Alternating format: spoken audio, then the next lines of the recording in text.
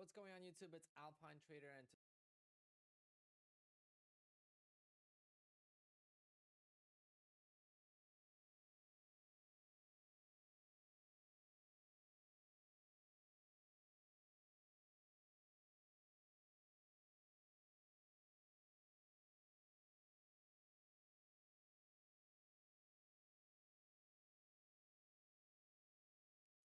What's going on, guys? How we doing?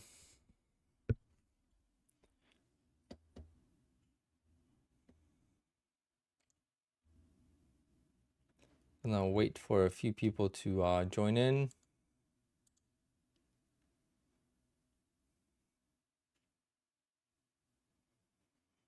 The market will be opening up in just a few minutes.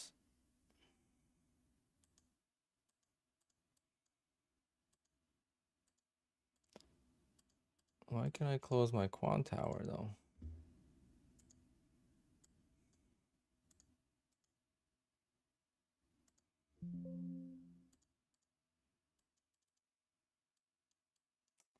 My quant tower froze. Hold on, guys.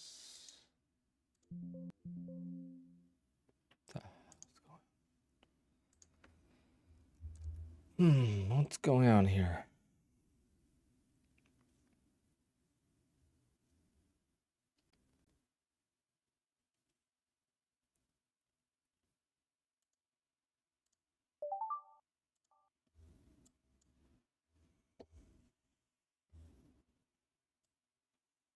All right, well, I'm gonna get that up going here shortly.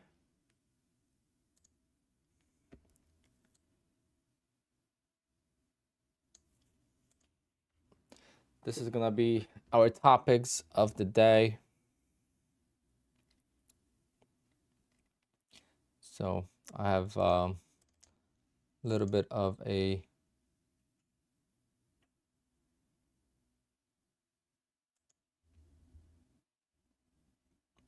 not a slideshow, but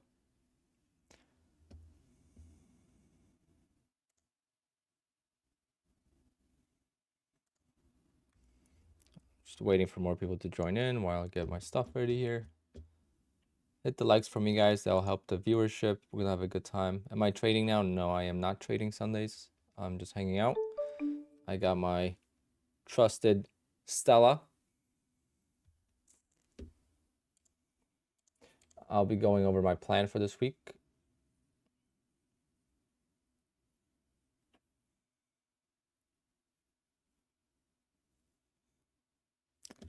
Good evening, everyone. And if I lost my quant tower layout, I'm gonna be very upset, which I think I did.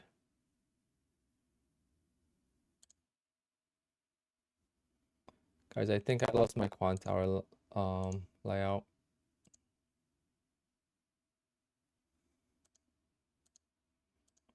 Makes me really upset.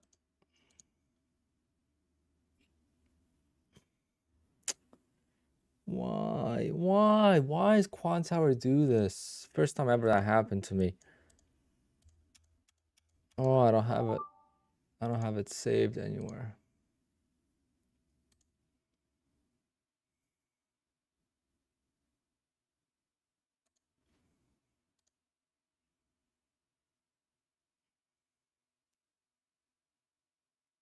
I have to work on a new layout. But for now, we're just gonna pull up a chart.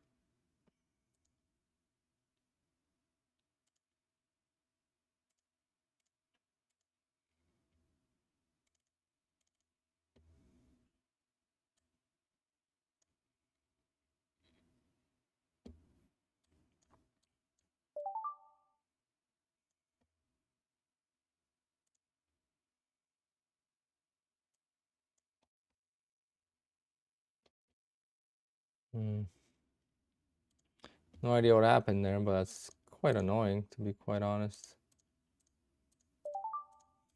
I don't know what, it keeps connecting. I don't know what's going on. So I guess after the stream today, I'll be working on my layout for tomorrow.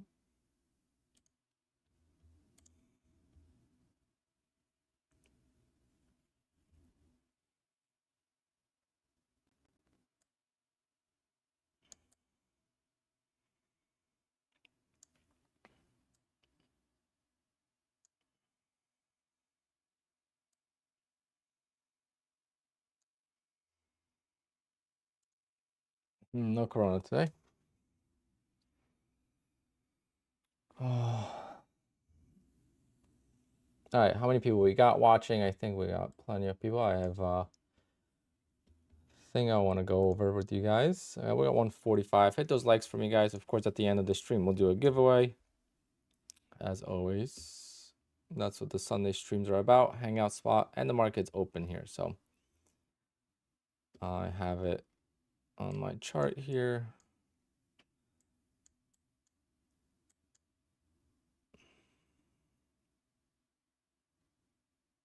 Which I guess for now I could put up here for now.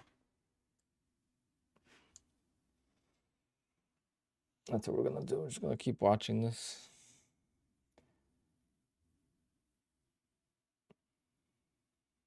Go to backup manager. If I knew where that was.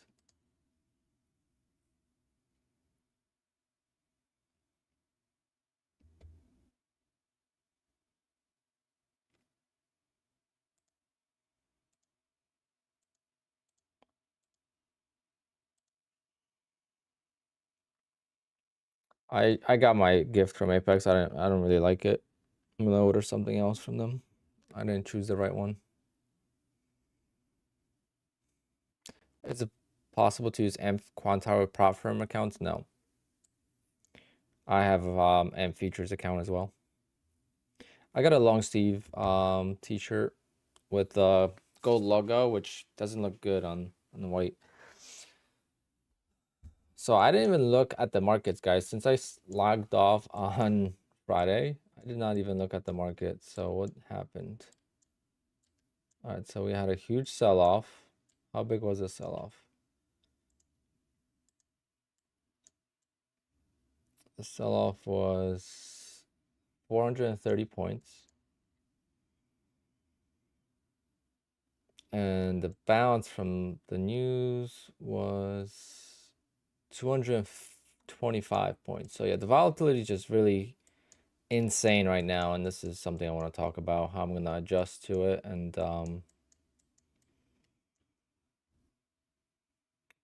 change things. But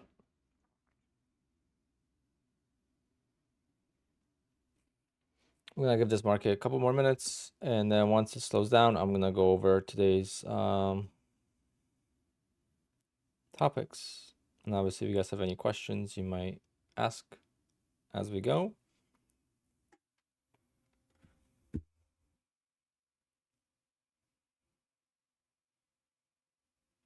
Cheers, everyone. If you're trading and drinking doesn't mix, but I'm not trading, so.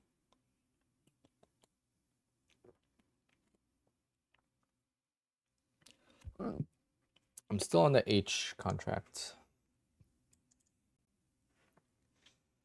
We'll see tomorrow which one has more volume. Tomorrow pre-market, I'm going to determine which one has more volume.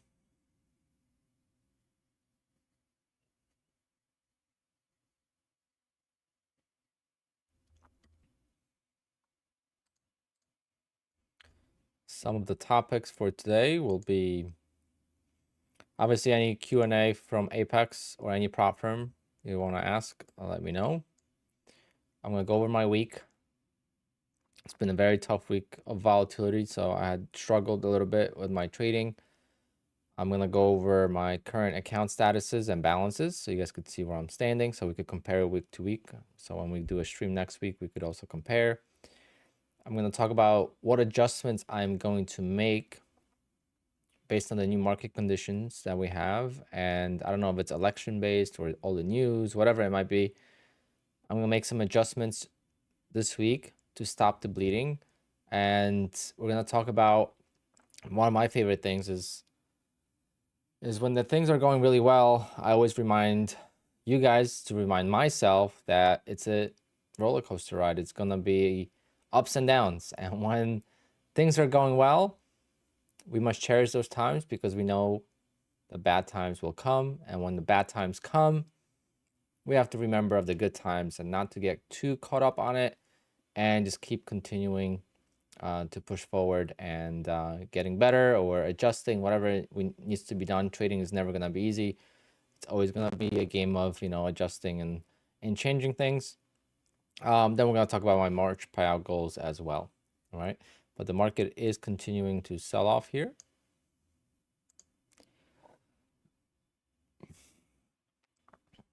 Any bets on what the next discount would be? I would say 80% off or 71% one day pass. I don't know. No clue.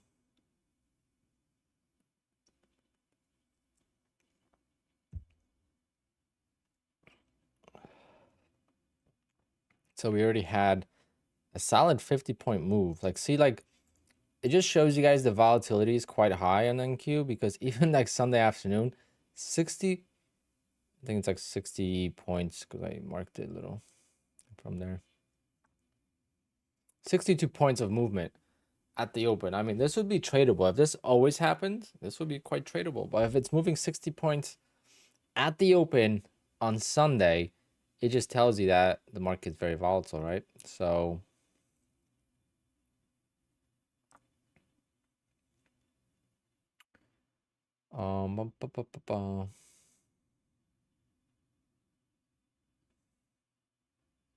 I do have it. Discord link is down below. I think I might have changed the link. I don't know if the link works. They're not gonna do 90% off for a while. 90% off is gonna be a once in a while type of sale. Don't count on it.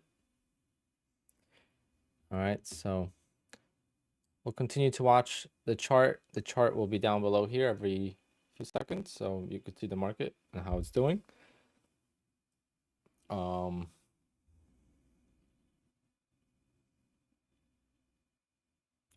Actually, hold on. What I'm gonna do.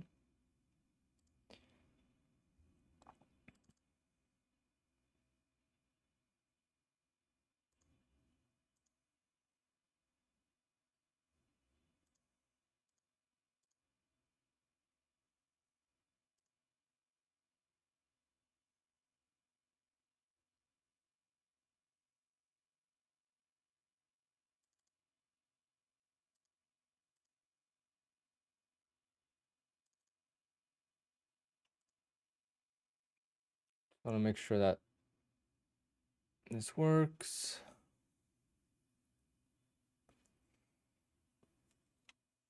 All right.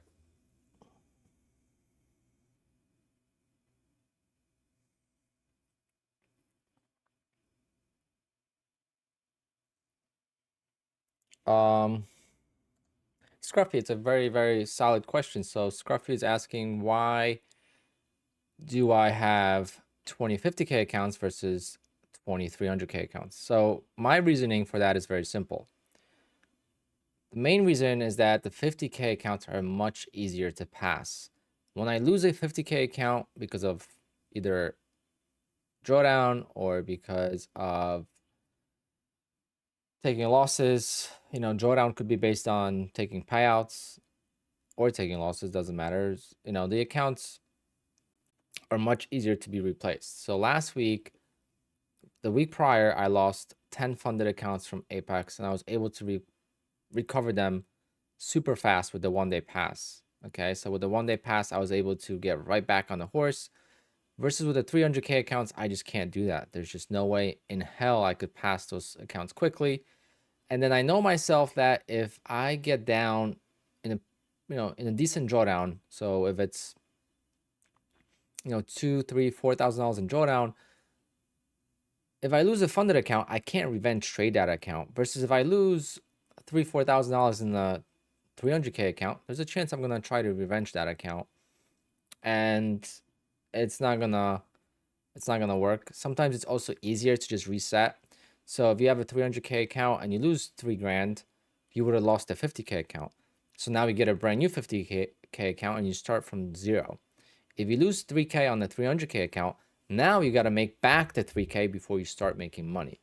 Okay, so because of the way I'm trading and I'm making small profits daily, the 50Ks and the 150Ks are a better choice for me. I would love to do more 150K accounts, but at the same time, they're also much more difficult to pass. I will have a 150K account on Tuesday or Wednesday. In 3 days, so probably on Wednesday, I'll get it. All right. The 3-day pass is kind of weird because now that is ending on Tuesday. So if you get new accounts now, you can't even do the 3-day pass. So I'm not gonna get into that, but so do you have 50K accounts that are passed and ready to go if you failed a P account? I do, Sean, but not right now. So right now I used all of them that I had from the 90% off sale. And 90% off sale is when I go ham. I mean, I buy a lot of accounts and I try to make the best out of it and try to pass and have a cushion of the accounts, but unfortunately I lost quite a lot of accounts this month, and it's not been easy, and this is what we're going to talk about in today's stream. All right, so let's go into it. Again, just want to remind you guys that when you use my code, you'll get the best discount, obviously. So right now it's 71% off. We'll see what they come up with on Tuesday. But I appreciate you guys using my code, and of course, that kind of motivates me to make more content for you guys and then do the giveaways and give back to the community. So instead of selling a course, which a lot of people do and stuff, it helps a little bit, and it definitely is something that you should also consider. I've always said that since I started going pretty heavy with Apex and with Bullnox and with TickTick. TickTick was my first company that I used to promote with the code, and it's not a lot, but it'll pay for a few evaluations or for a few of your funded accounts if you grow your channel. It's not going to happen overnight. It's going to be a lot of grind. You have to, do something different from the rest, because otherwise you're not going to stand out. But it's definitely something that if you are someone that likes to be in front of the camera, likes to talk, or likes to create content, if you're good at editing videos, it's something that you could consider as a part-time business in the future. If you start now, by next year at this time, you'll make some money for sure. All right, so that's that. Let's talk about this week. All right, so let's talk about this week.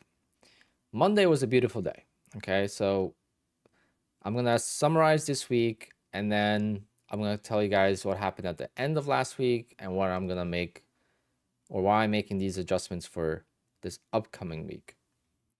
So Monday was a $4,000 day, beautiful day. I flipped some accounts, and it was a pretty good day because I believe that was the 5th or 4th. Yeah, the 4th and the 5th. So I was getting some payouts here. So I was requesting some payouts on Monday and on Tuesday. Fortunately, on Tuesday I did lose a funded account that was ready for payout, so that was unfortunate.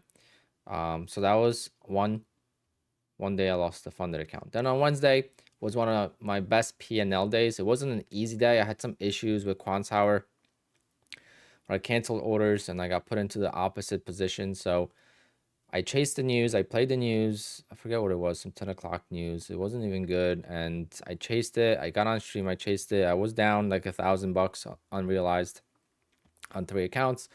I finally worked out of the trade and I became profitable on the trade. I covered, and then I got put into a long position and the market tanked like 30 points. And I was down like instantly. I was down like $1,000. Maybe not 1,000, but like, $600-700 per account right away. So that's why, even though this was a great day P&L wise, it was not an easy trading day. And I also lost on this account. All right, so I had a max loss set on this account. I ended up losing that account on Friday. But yeah, that was the early part of the week. And why trade accounts that are ready for payout? Typically I don't, but a lot of these payout accounts that you see are not at 10 days, so I still have to trade those accounts. So you see that when they're ready for payout, I don't trade them. But if they're not ready for payout, only if the P&L is there, doesn't mean the account's ready for payout. So once you start taking multiple payouts for these accounts, you're gonna have some leftover money in them. So when you trade for 10 days, you're actually gonna, get a lot more than 2,600 in the account. So you try to grow a cushion. I have a nice cushion in my Bullnox accounts, and it's nice. My Bullnox accounts, I have $7,000 and $6,000 in 2 accounts. So growing a cushion is nice for sure. But I do lose accounts when they're at payout, and it hurts. It hurts like hell. Like this account, for example, I lost one account on Thursday, and I did not trade my open on Thursday. I had some quant tower issue again. I know it sounds like there's a lot of, I don't have many issues with quant tower, but Thursday I had an issue with I don't know if it was quant tower or Rhythmic, but I had an issue placing the order, so I didn't bother, and I just didn't want to risk it. But then I traded on stream and I lost this account. This was a brand new account. Losing like that, I could care less. It's just a little bit more of an expensive evaluation to me, right? We're going to talk about risk management in a little bit, but losing a brand new account, I could care less, right? When it's a brand new account, I could care less about it. But when we go into losing an account that has $3,700 in it, that's painful. Okay, this is what set me off to make changes for this upcoming week. This loss on Friday, that's my last trade. This account, I was down from the open, and then I climbed back, and I took one more trade, and I lost this account. I lost $3,700 within 2 minutes, I believe, on Friday, when the market just tanked. All right, so this is what hurts. This I could care less about, especially during 1 day or 3-day pass. This hurts. This I don't care about, because this is in the payout, ready to go.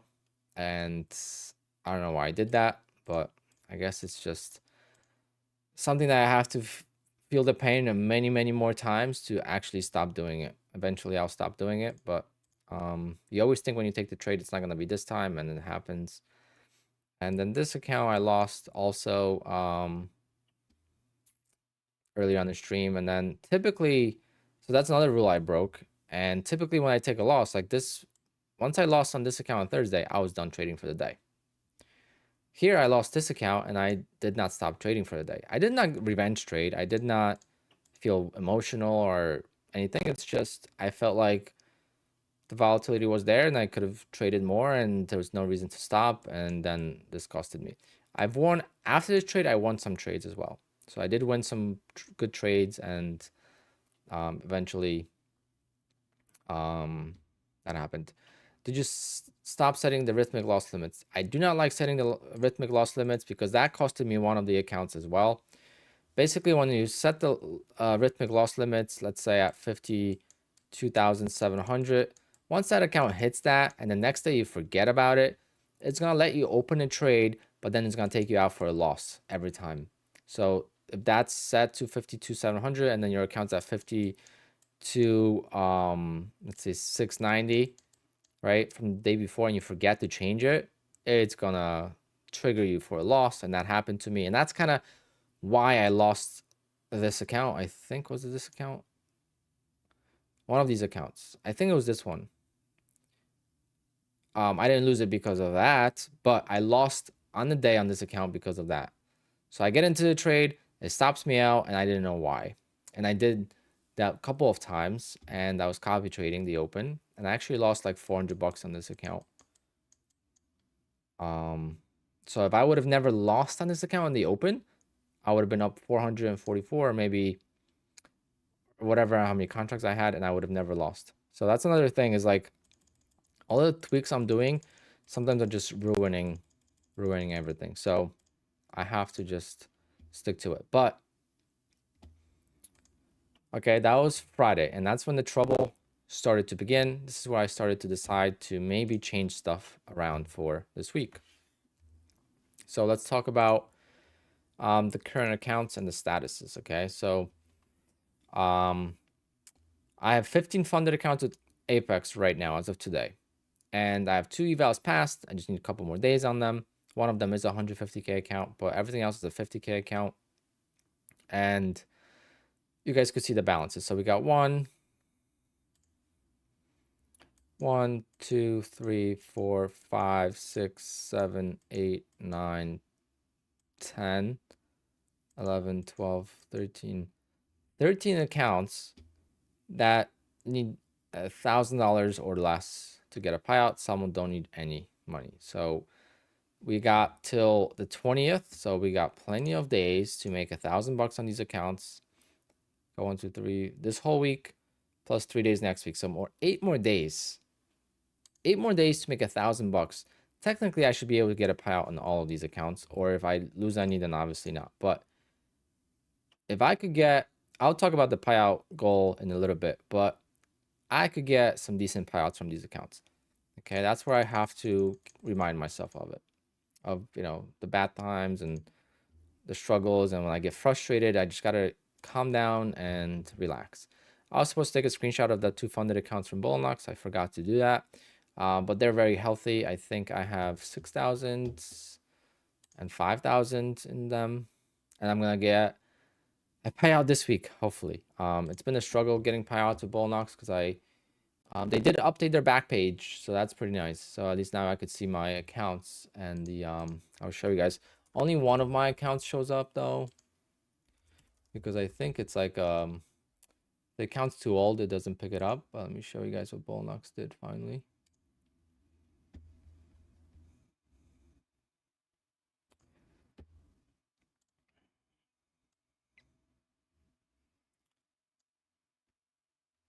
Oh, I thought my computer crashed for a second. Jesus.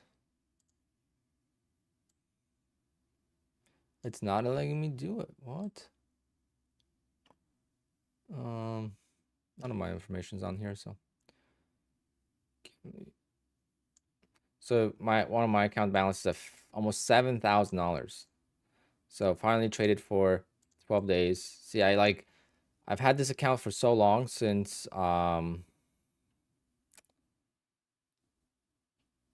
think it was before January. I don't know what I paid for it, but it's been a while and don't always trade it. And I kind of, but you see my consistency, like it counts the consistency for you. So that's pretty cool. So like my best day, this is a perfect example. My best day is $507. I have $752 in it. So the best day is at 7% total profited.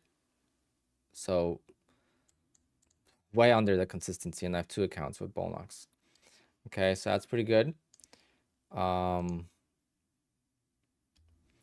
that's that. So these 2 accounts are doing well, and I have one Top Step account that is not doing so well. I took a couple max losses on it this week, and I don't know what's going on with my computer, but something is going on. Getting errors and stuff.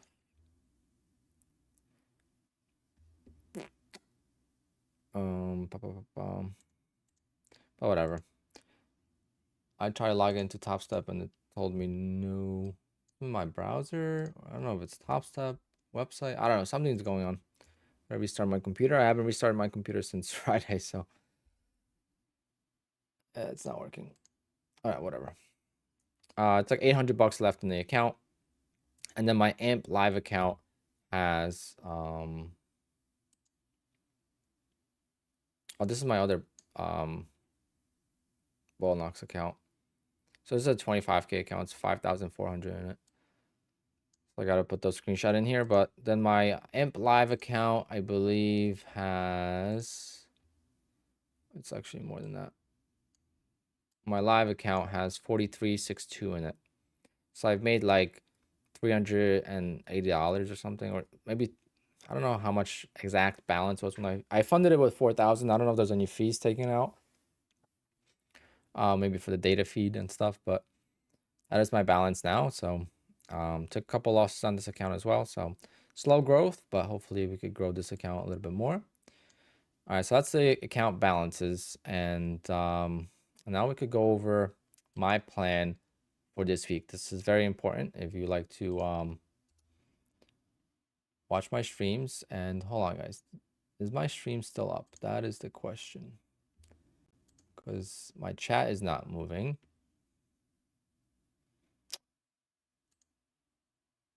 And something happened with my computer.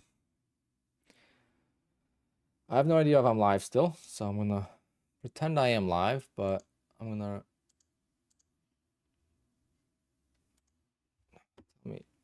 I'm gonna check on my phone. My computer's acting up really bad right now.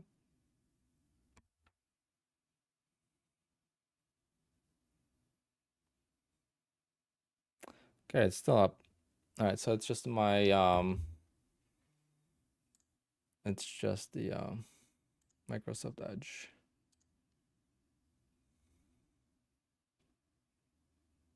So I can't see the chat.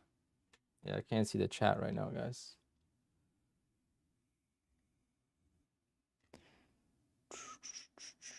That's not good.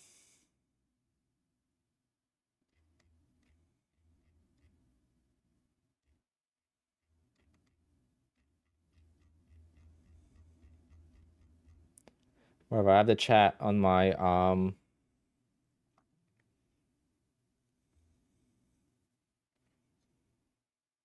I have the chat on my phone. I'm gonna figure it out. I don't know what happened. But as long as everything else is working, I'm waving right now. Let's see how much delay I have.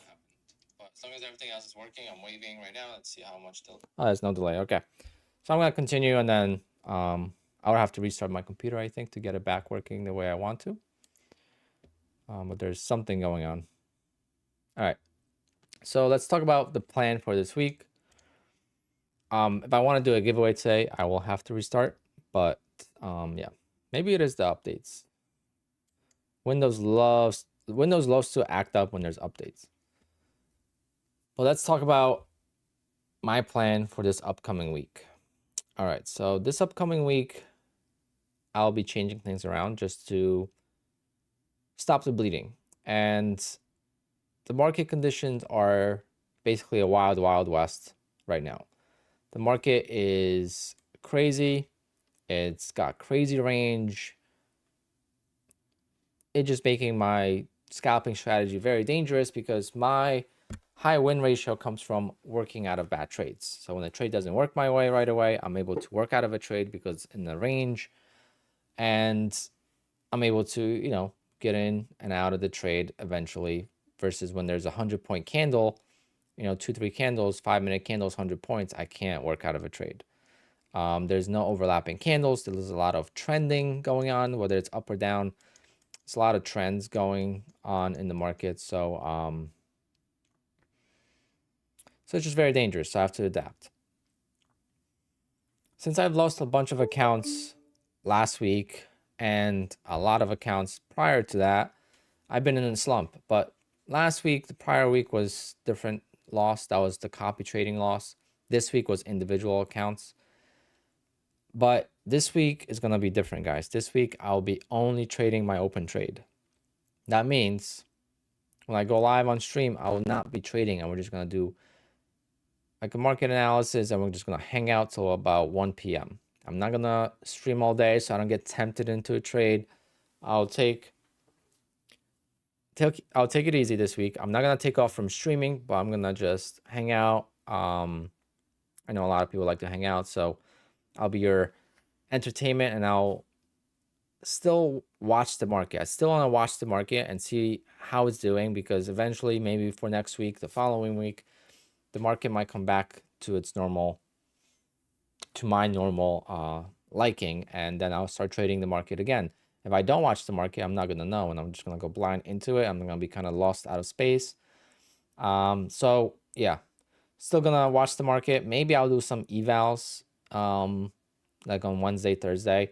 Monday, Tuesday, definitely no trading.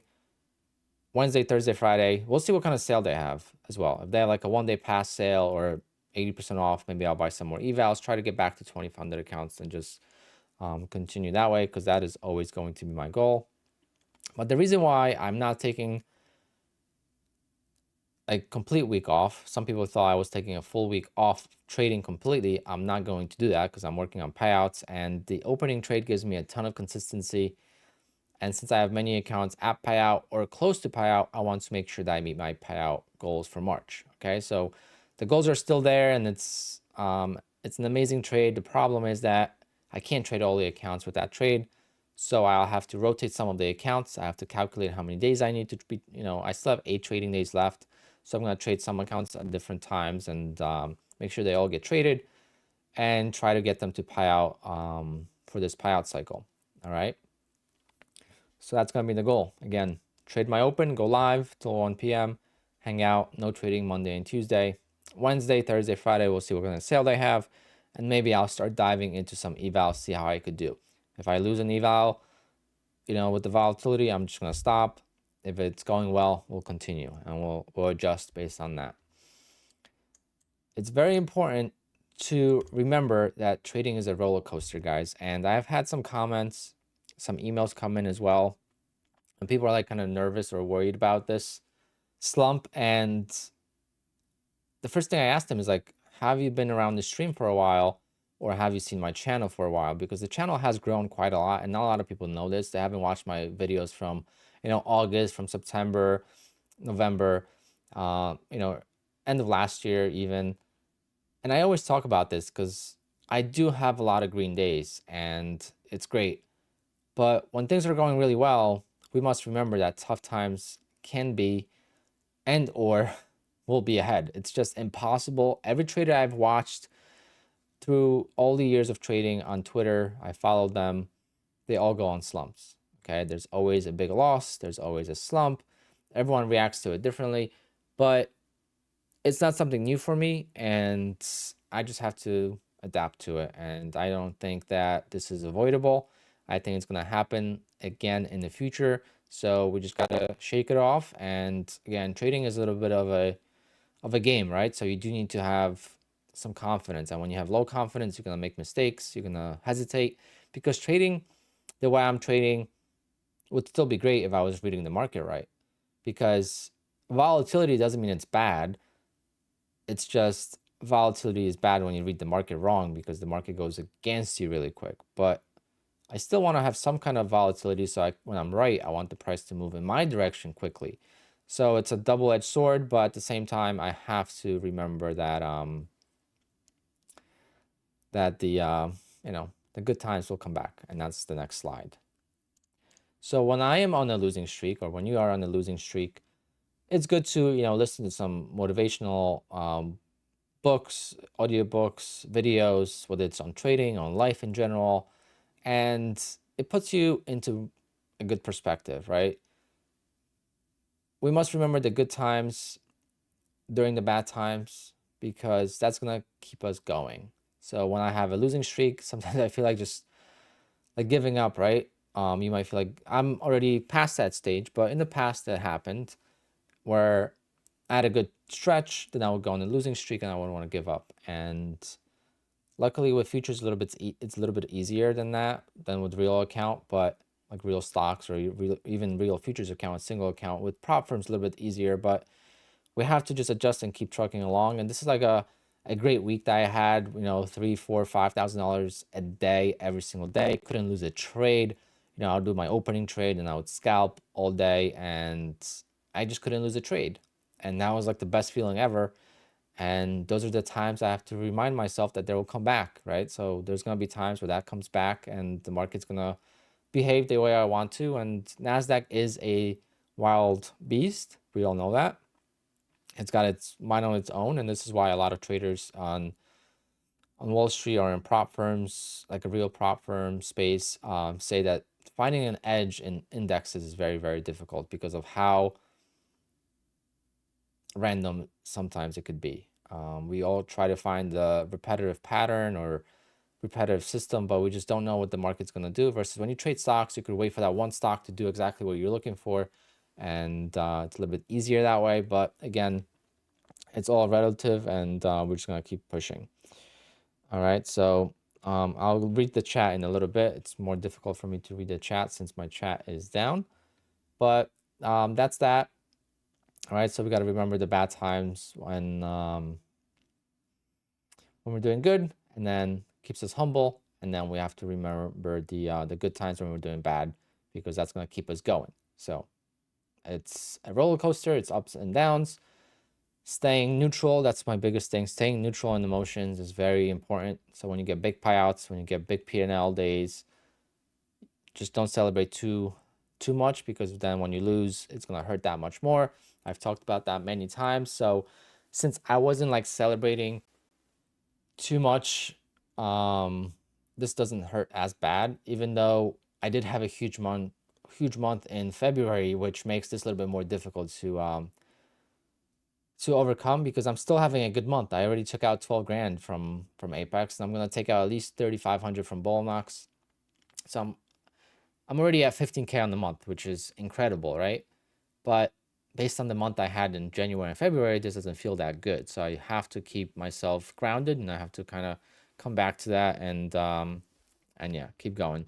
But the best part about Apex and prop firms, is the risk is limited for all of us. Okay, so no, it doesn't matter if you're getting payouts or you're not getting payouts, but the risk is limited because, again, what I mentioned earlier with like 300K account or whatever, when I'm trading a live account, when I lose $2,000 on that live account, I have to make $2,000 back before I start making profits. On prop firms, not only can I lose $2,000 and only risk what I paid for that account, which is roughly $85 or $140. I always go based on 50K examples, 50K accounts. Obviously, every account and every prop firm costs are going to be different. But let's say $150 to $200 per account max is what you would risk. And you could risk, $2,000 to $3,000 on that account. And then if you lose that account, you don't actually have to make the money back. You could actually start from zero and you just pay another, $150 to reset that account, which is basically what you're doing. When you buy a new evaluation to get funded and then you get funded, you're basically resetting your funded account. So that's the beauty of it. And then the reason why I say it's limited for all of us is because, again, you're not risking the full amount. So if you have a live account, when you lose 2,000, you actually lose $2,000 of your hard-earned money, versus with prop firms, you only lose what you pay for the account. I know it adds up quite quickly. I did spend over $20,000 with Apex already.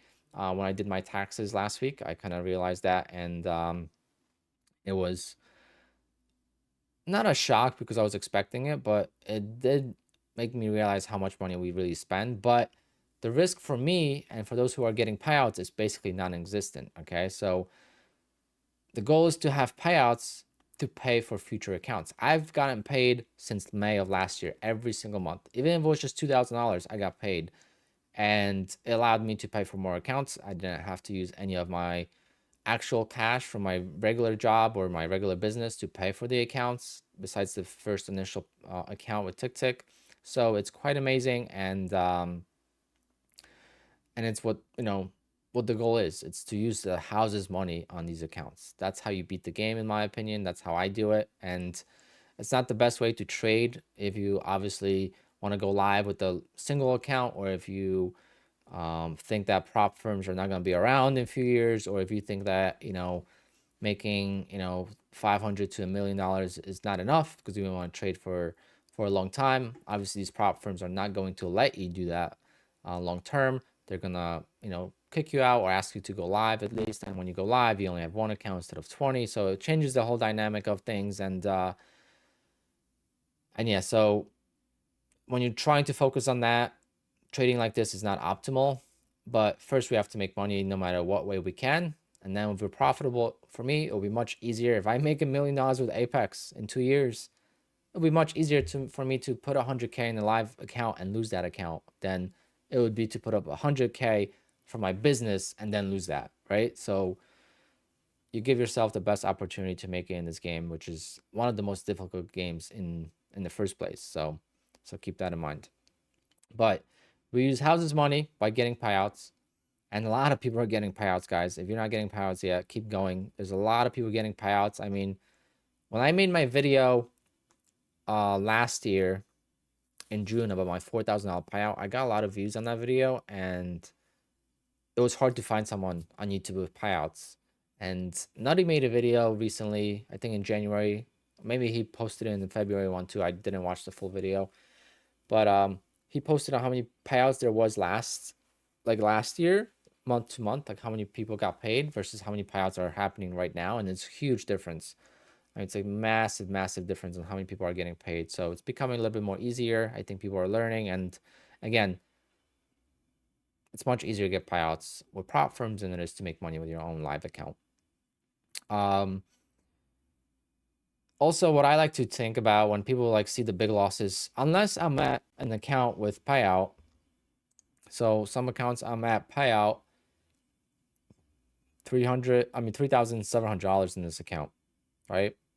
That account has $700 in it. I could technically take that money out eventually. If not $3,700, I could take out $2,000 from that account. If I don't touch this account, I could take out $2,000. That is a real That's a real $2,000 account in my opinion, so that hurts. But realistically, as soon as you pay for that account, you realize the loss. So the maximum loss that you set yourself is already realized when you pay for that account. So when you swipe your debit card, and I hope you guys are using debit cards and not credit cards for these accounts, not financial advice, but just good habits. When you pay for that account, the money comes out of your account, that loss is realized. You took that loss and now it's all uphill from there. I mean, you can't lose more than that, right? The only thing that you lose is time. And when I lose an account like this, it does feel like a more of a stingy, you know, it stings a little bit more to lose that, but it's still lost time. And I still got payouts from that account. So that account's profitable regardless. I did have $5,000 in that account, or whatever it was, a last payout. So yeah, a little bit painful, but we overcome it once we start to think about the basics and how much we actually paid for the account. I'll answer some of your questions, guys, in a second. I have one more slide here, and then we're gonna answer questions. All right. So the payout goals for March. All right. So the payout goals are adjusted, obviously, but they're still quite insane compared to what I would set myself for goals last year, or what I would even think what my goals would be for this year, going into this year in December when I made that video of my goals for 2024. So I already got $12,000 in payouts from Apex this month.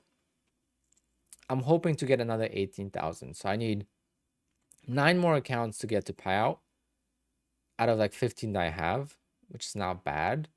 So even if I blow all the accounts and I only get payout from 9 accounts, that is still going to be a 30K month from Apex, which is amazing.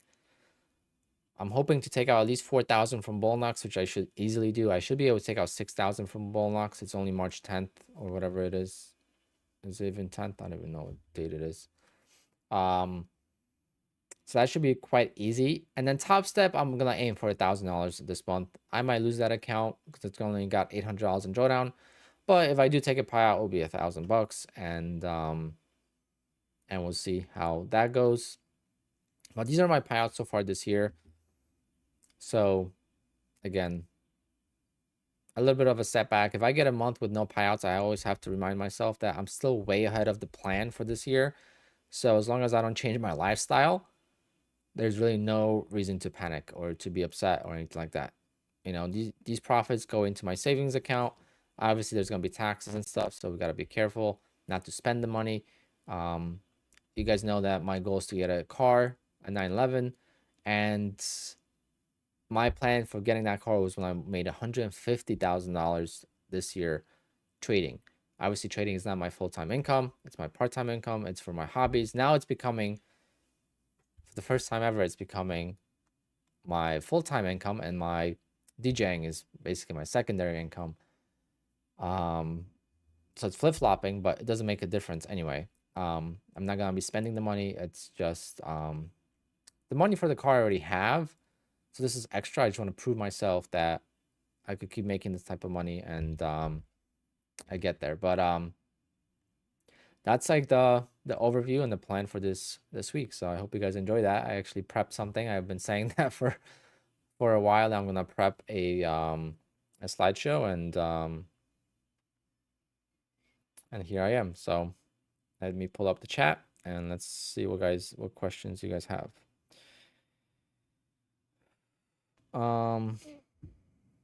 I could never set a payout goal. It doesn't work for me. So it didn't work for me for a while as well. The payout goals kind of got adjusted based on once I started getting payouts, but before that, I wasn't really able to get much payouts either. So you'll get there eventually. Yep, I can't even move my chart. My whole computer's acting up really badly, guys. So I might have to restart it eventually. If money was not an issue, what kind of car would I buy? I wouldn't buy one car. I would buy multiple cars. I have a few different reasons for that. So Targa GTS would be my daily driver. I agree with you that on there, Paul. So Targa GTS would be my daily driver. and then I'll get like a GT4 for track. I think those two cars would be my two like main cars. And then if I really wanted to go crazy, it would either be a actual race car, so like a GT4 Club Sport, or maybe if not a race car, like a GT4 would be fine. GT4 RS would be insane for track, but I think GT4 for track would be plenty. GTS Targa 911 for daily, and like a really high goal would be one day to own a Lamborghini because of the V10 or V12 engine. That would be like the ultimate dream, but that's not something that I aim for. My cars are Porsches. I'm a huge Porsche fan, and my brother's a Porsche mechanic. So having a Porsche mechanic in the family helps offset the cost of owning the car. I mean, the prices that he tells me what they would charge in the dealership for the things he does for me are quite insane. So when you own a car like that, you always have to keep that in mind. And also the way I use the car is different. I go to the track with it, so I don't get one oil change a year. I get 3 oil changes a year. You know, I go through brakes, I go through tires, I go through, you know, coolant. I gotta, flush the coolant once in a while. I gotta flush the brakes once in a while, more often than the regular car. And there's so many different things that you gotta do to maintain a proper functioning and safe track car versus a street car. So Murcielago is nice. There was just one that was sold on Doug DeMira's Cars and Bids I was watching. I don't really watch, but for some reason I turned in, and I think it was 180,000 for a Lamborghini Murcielago, which is crazy because if I buy my 911, it's gonna be around $150,000, 152 roughly for MSRP. Now, if I don't get it now, it's most likely gonna be more expensive when I actually get it because it's gonna be a new generation. And if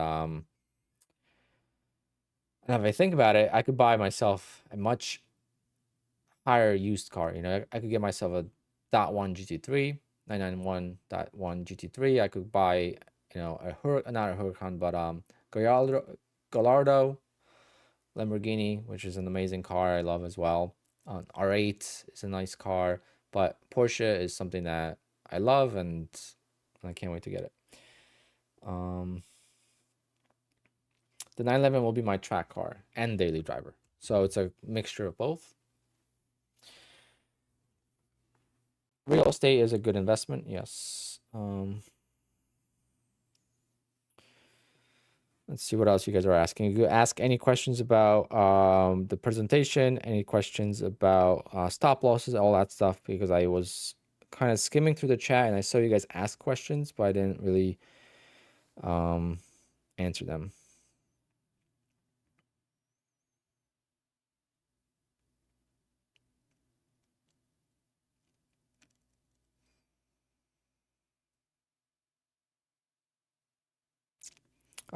Nathaniel asked if I felt weight of my shoulders once you got the 25K payout.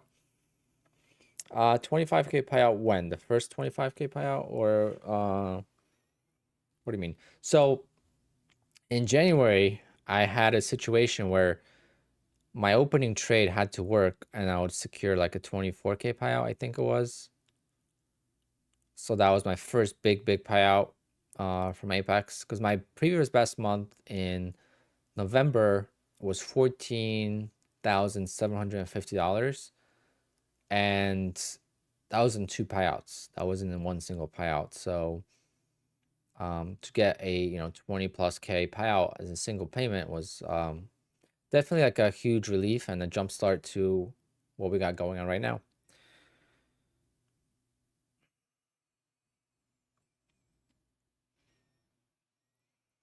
Shark is asking, how many accounts did I go through before I became consistent and sustainable?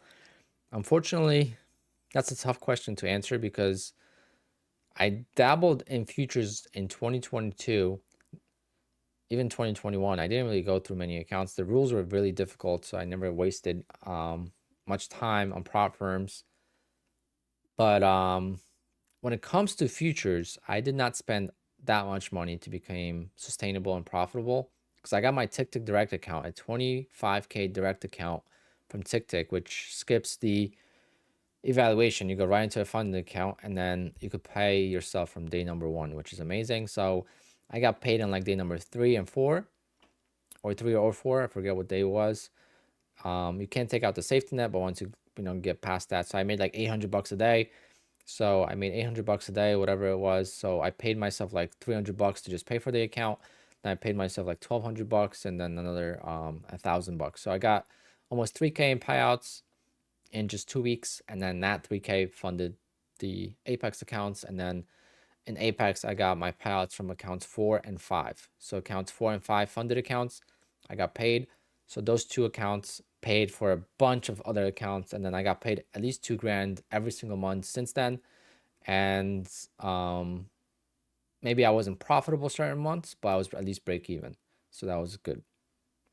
But everyone has a different journey.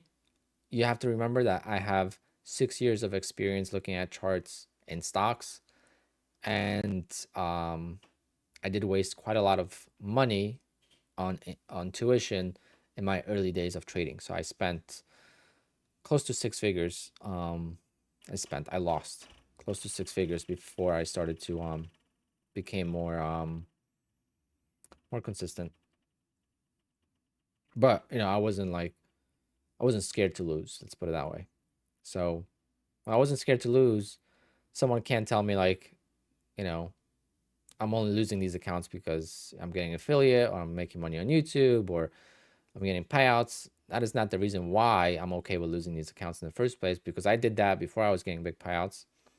The reason why I'm okay with losing these accounts is because, again, it's a very low risk. In trading stocks, you can't make money risking $100 a day, okay, or $100 per trade. And in futures, you can, okay, because that's how much you pay for the account. So technically, you can, even though you're risking $2,500, you only paid $150. So you are risking $150 to make $2,000. So it's actually, you're playing the game way different, and that's what kind of made it possible for me to overcome it, because I, again, had some amazing streaks in trading stocks over the years, and then 1 or 2 days out of that month would kill the month. So I would have, a $15,000 or $20,000 month, and then 3 or 2 days in that month would eliminate most of the profit.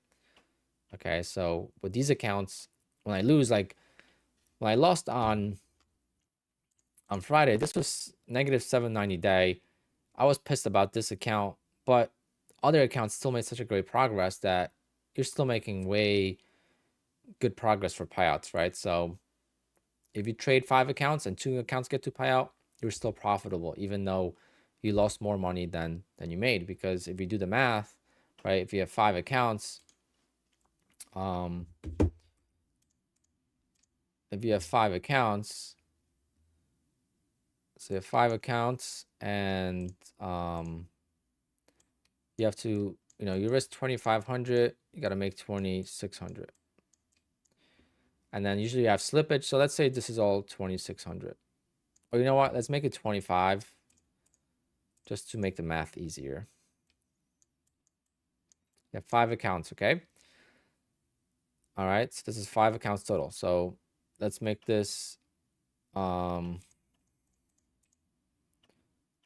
losing column. All right, so these are your losses. So these are 3 accounts you lost, and these are 2 accounts you won. Okay, so you made $5,000 in trading, and you lost $7,500 in trading. You're down $2,500 in trading. But what is the actual math? The actual math is you made $4,000 here, because that's how much you got in payouts. And then you spend 5 times. I always recommend going monthly in the first few accounts until you get payouts consistently. Go monthly on the accounts. But even if you didn't go monthly on the accounts and you spend $150, let's say on average, that is gonna put you at 750, I believe. My math is right. So that's 750 on the accounts. Okay. So you still made 3250. You made $3,250 and you are a loser trader. You are a losing trader, you're still a loser, and you made 3250. I mean, that is mind-blowing. This is what changed my life and my trading. And I know it's not the pretty way to look at it, but it's the reality. You could be unprofitable as a trader and you can be profitable with prop firms. And that is one of the biggest benefits of trading with Apex or any prop firm, but you need multiple accounts to be able to do this. How old am I? 35. How long have I been trading? 7 years. I'm going on 7.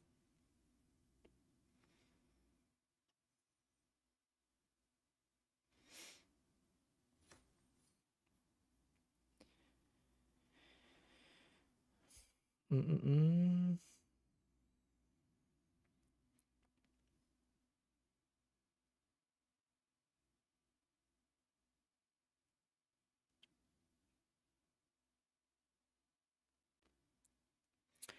I know you don't copy trade, but can you copy trade between Bullnox and Apex? And does Bullnox allow 2 to 3 tick scalps? I copy trade between Bullnox and Apex all the time. I actually do not trade any of my accounts except my Apex accounts. The other prop firms I have, they get copy traded into the Apex account. So I do not actually trade any other accounts. Okay, so when it comes to my Bullnox accounts, my Top Step, I had my funded futures as well. Those accounts never traded alone. They would always trade with Apex as a leader account. And how to do that is you have to get Quant Tower and you have to get an advanced features license and you're able to log into both accounts at the same time and you'll be able to copy trade.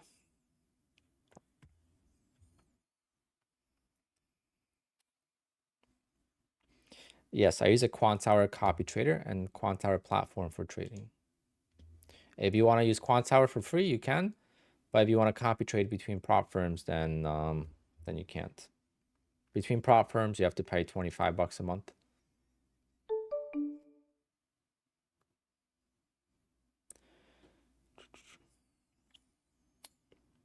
I have 5 accounts with Apex. Do you recommend more, or should I start there? You should start just there,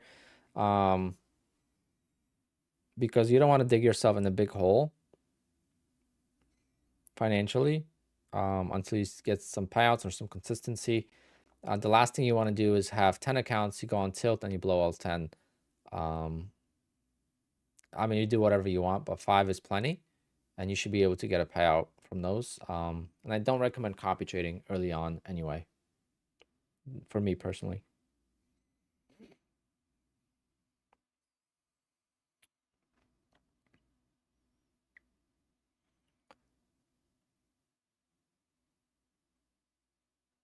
Boom and profits, congrats. Good luck on those accounts. Why did you choose the 100K over the 50 or 150? Have I ever traded Forex? No, I have not.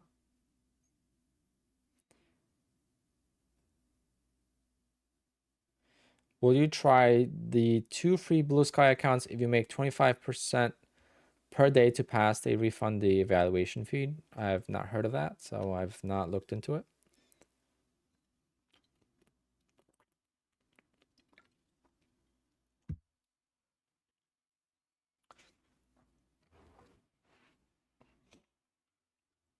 It's crazy. My computer froze. Like everything's working except the power. I mean, everything is not working except for the PowerPoint, which is kind of what I need. But I would love to be able to see the chat. I can't even show the chart from Nasdaq, which is still tanking.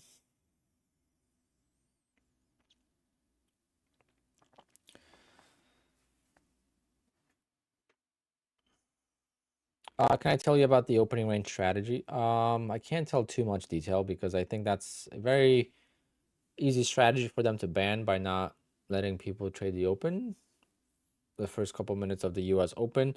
Some prop firms don't allow trading of the market open on Sundays or the instrument open on, not even Sundays, but like at 6 p.m. Like you can't trade NQ in tick and stuff. But basically what I do is I choose to go long or short at the open because the volatility gets so intense on NQ that there's a chance that if I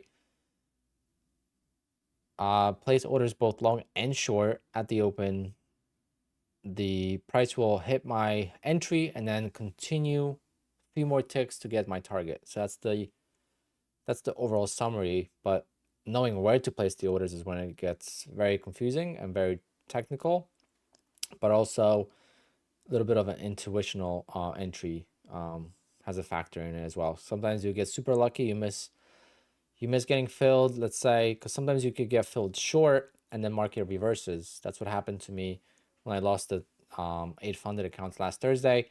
The market filled me short and then reversed, and then I never had a chance to get out. So it's still a dangerous trade because you are still risking a lot. If you make tighter stops, you're not going to be successful with it. There's too much volatility at the open. So again, you have to be okay with losing accounts for that strategy to work.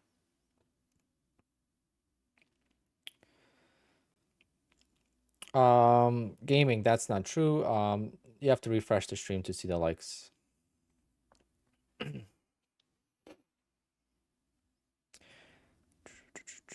I'll probably reboot the computer before the end of the stream. I don't know. We'll see. It's actually like crazy. Like, I don't know how to explain it, but I see like the outlines of every window I closed. I've never had this happen. I hope my quant hour opens up normally once I'm back, because my quant hour, I lost the layout, so it's quite annoying.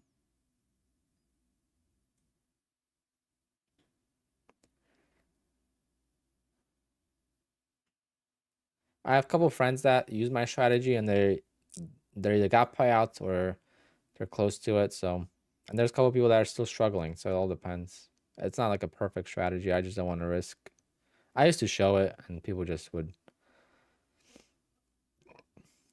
just ask stupid questions like, "Oh, I thought Apex doesn't allow open," or "I thought you can't do this." I'm like,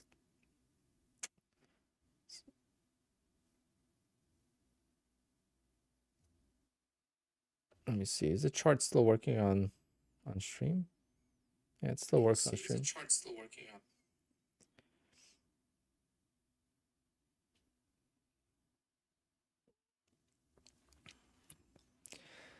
Do I have a video explaining it? No.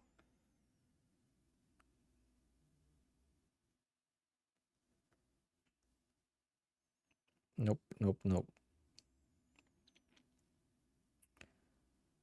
I do scalp a lot. So scalping is something that I'm gonna take a break on this week, but I'll be back to scalping soon. And again, if you're just tuning in, my computer's pretty much frozen. It's on this last limb, so I'm using the phone to read the chat.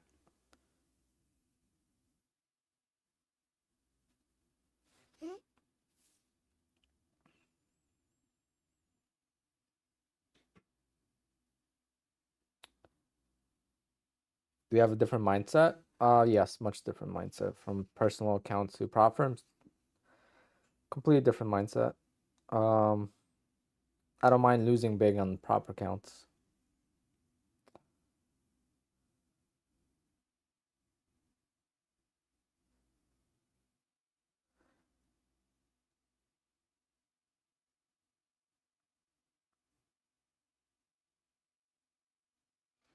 Mike, the drawdown is calculated based on the end of the trade, but also intra-trade. So when you are up 1,500, you can only lose $1,000 on that account. So if you're starting at 50,000 and your first trade you're up 1,500 and you didn't take the profit yet, the price could come back against you and you could only lose $1,000 total. So you can only get to $49,000 on that account. So you started at 50,000, your risk was at 57,500. Now your risk is at 59,000 because it added $1,500, of the trailing drawdown. So, but then if you make 1,800, then you close the trade, your now at the highest point of that account, and you have $2,500 of risk from that point, from the plus 1,800. So now you have $2,500 again to risk.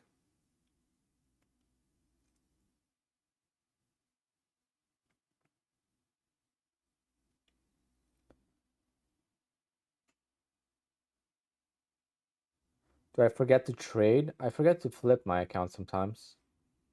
So I've had that happen. I had that happen in February and in March already, where I forgot to flip accounts and it costed me a payout because I would miss a payout by a day. Any plans on trying enter trade? No. Too long of an evaluation. Way too long of an evaluation. 10 days or 15, is it 10 or 15 days now?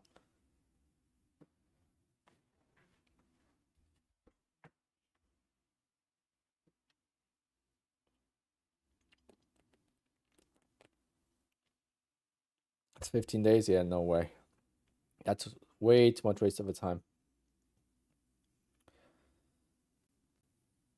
What's my favorite prop firm? Apex. Apex is by far, when you get the pros and cons and making money, logistics, by far the best. I mean, I'm an example. Look at Trades by Matt. Trades by Matt just got a 40K payout from Apex. He struggled to get payouts from Top Step for all this time. It just shows you guys how much easier it is with Apex because of the multiple accounts. And the trailing drawdown is not as bad as people think. As soon as you get over it, it's really sweet, and there's no scaling plan. The consistency rule, I know people don't like, but that's an easy way to overcome it as well. So Apex is my number one. Then my second one, I don't know. I'm tied between Bullnox and my funded futures, or you could also throw in TickTick in there. Even though I'm not trading with TickTick right now, I'm also not trading with my funded futures right now because my funded futures, again, you can't pass evals quickly. I'm very big on passing evals quickly and not wasting time on evals at this stage of my trading because I feel like it's a waste of time. So I take advantage of the no rules evaluations. That means on Apex, I could YOLO, literally, I could YOLO an eval and pass and get funded. They don't care about that. It's not beneficial to those who are not getting payouts or who are not consistent, but for someone like me, it would be a waste of time to trade an eval for 7 days or whatever, or trade it properly and take 10 days to pass. For someone that is still practicing, like right now, when I trade this upcoming week, Wednesday on and scalp, I'm going to be trading evals to practice my scalping. So I'm going to actually trade evals to practice like a sim account. That's going to be my goal. But, my funded futures, you can't just YOLO an eval. They're not going to pass you. Top Step, it's hard because you need 2 days of 50% consistency. So that screws you up. So I think Bullnox is the easiest, second easiest to get funded with. Or maybe TickTick. I gotta try TickTick again. But Bullnox also has 90% off sales. So when there's cheap evaluations, that makes a huge difference too. When you can get an evaluation for 20 bucks or less, that makes it super easy to just YOLO. Which I don't recommend. That's why I don't show it, but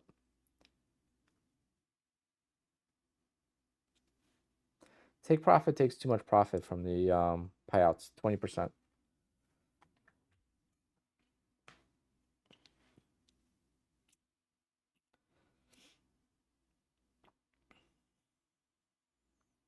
What is my approach after passing eval? Is it still kind of aggressive until you hit the threshold, or is it instantly more conservative trading? Great question. Great question. My first 1 or 2 days on the funded account, especially when there's 1 day sale going on, so 1 day pass sale, I will be very aggressive on day number 1 and 2 on the funded account. The reason for that is, again, going back to having multiple accounts and then having cushion in the account versus not having any cushion in the account. So if I lose an account that does not have any cushion, like a brand new account like this one, this had like 800 bucks in it, so it still hurt, but like I made 800 bucks on day number 1, and then the second day I lost the account. Did it hurt? Not really, because it's day number 2, right? So first day I try to risk a little bit more, and the second day I try to risk a little bit more to get myself a jump start on that account, because I know I could replace it with the 1 day pass. But once I make like 1,000, 1,200 bucks in 2 days on a 50K account, the next 8 days I only got to make 1,000, like $1,500 more, and I get to payouts. So it makes it a lot easier to get to payouts if I'm a little bit more aggressive on the first 2 days. But once I'm over 1,000 bucks in that account, I try to be more, more like $200-$300 per day at max.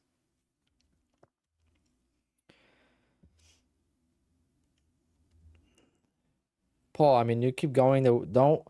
Paul, don't compare yourself to anyone else, because everyone is going to be at a different stage. So my channel is more about sharing journey than anything else. So everyone's got to realize that everyone's journey is going to be different. So don't compare yourself to anyone else.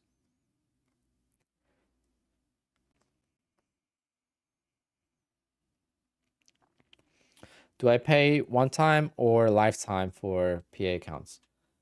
I highly recommend using monthly, because if you haven't shown yourself consistency, then might as well go with monthly. It saved me a lot of money last year, believe it or not. This year, I'm starting to use a little bit of lifetime, because I have some accounts that made to four payouts already. So instead of just making it to 1 payout and then blowing the account, I've got plenty of accounts that got to 2 payouts, few accounts that got to 3 payouts, and a couple accounts that are getting to 4 payouts. I'm getting way more consistent, and I had some accounts. I actually lost this account. I forget which account it was. One of the accounts was the oldest standing account I've had, and holy candle on NQ. We just had a 35-point candle right down below here on a Sunday at 7 p.m. That just shows you how volatile the market is.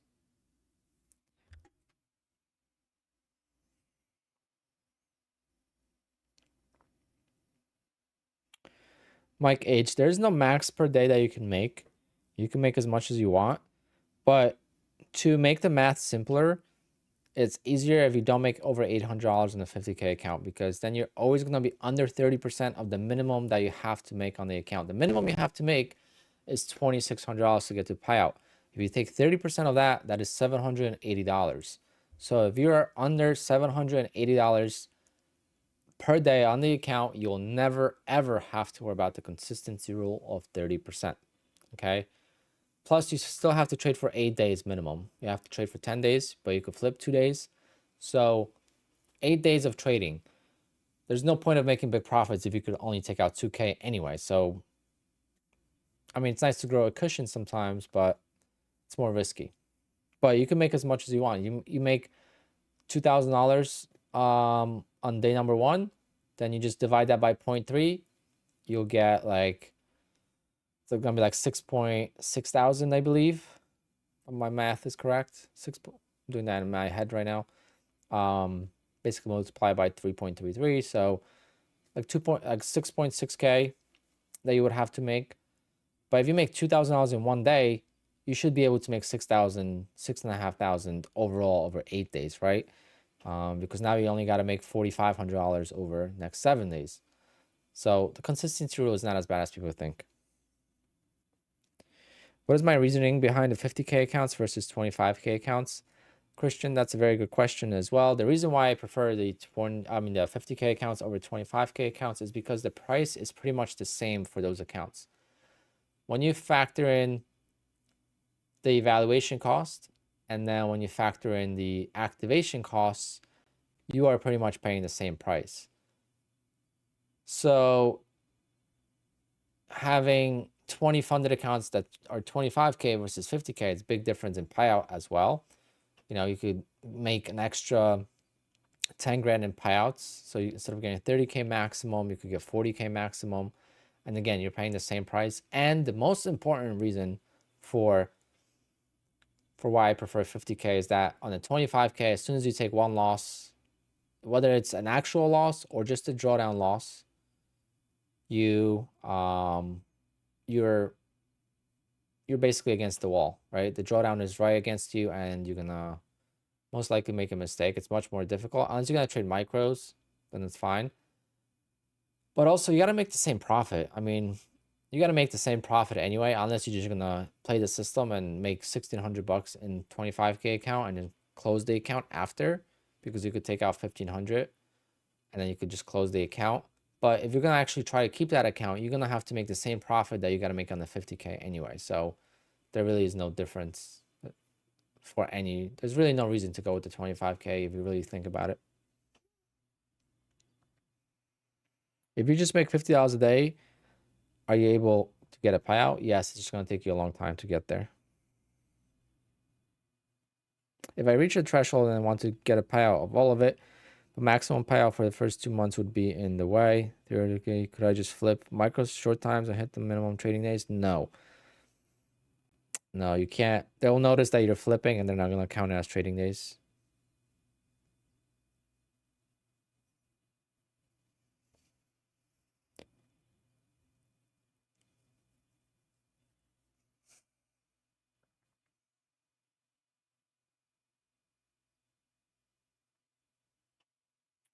I get what you're saying, Christian, but no, you still have to trade between 10 days. So Christian is asking, if you make $30,000 in the first 10 days of trading, can you just not trade and get, consistent payout? So you're maxed at 2K or 4K per month.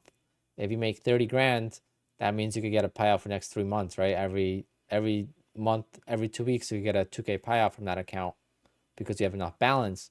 But it doesn't work that way. They're not going to let you. You have to have 10 trading days in between payouts.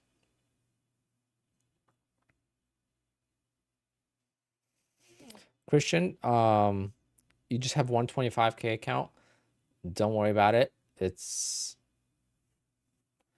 nothing major. It's not like you have 20 funded accounts. Plus, there's nothing wrong with the 25K account. And you could still make it work. It's just you asked the question and I answered it as best as I could. But there's really not much to be upset about. And just keep trading and keep getting better. But like 150K account is great too. But 150K account now, the evaluation is more expensive and the activation is way more expensive. So there's a huge price difference in the 150K versus the 50K. So versus the 25K versus 50K, the minimal cost between the two accounts is worth it.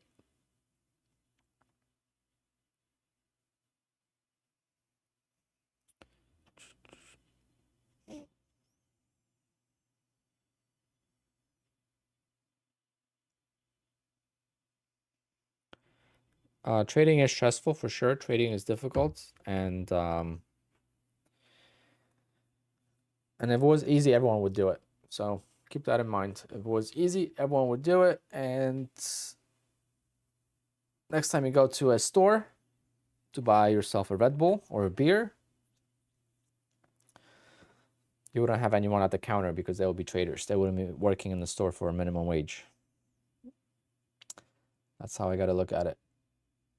If it was that easy, everyone would do it, and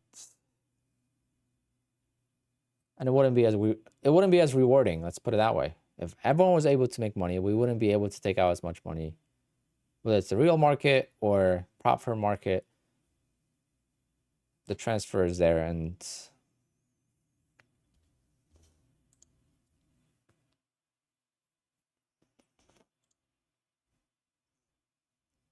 I guess keep this up.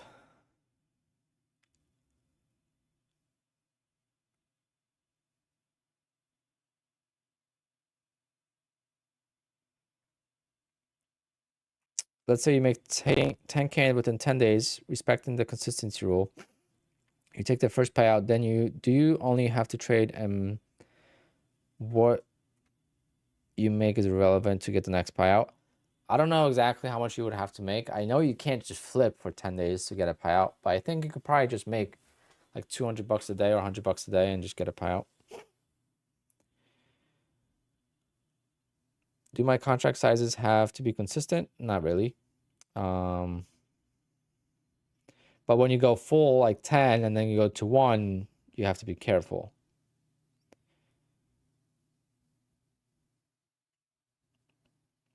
You've got some serious payout traders in my Discord. Yes, I do. It's amazing how many people are getting payouts.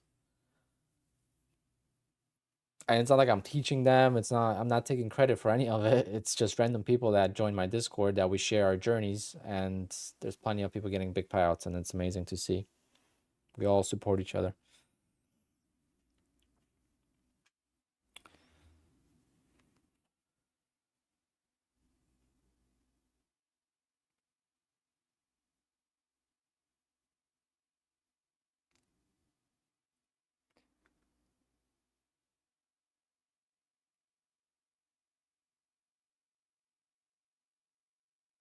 When does market open? Market's open now. But today counts for Monday. What is my style of trading? Scalping. Even my opening range trade is a scalp. It's about 22 ticks or so. Which is considered scalping, right? But I tried something new. So I guess I tried something new last week with using hotkeys. But the volatility of the market is just so high that a couple of wrong trades and then it was bad.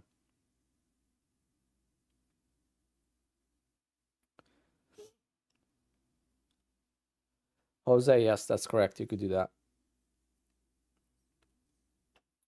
There should be a link down below in the description for my Discord. But yeah, Jose, you could do whatever you want on eval. There's not a single rule on Apex's eval, guys. No consistency, there's no rules. The only rule that there is how many contracts you can use and how much profit you got to make. That's the only two rules.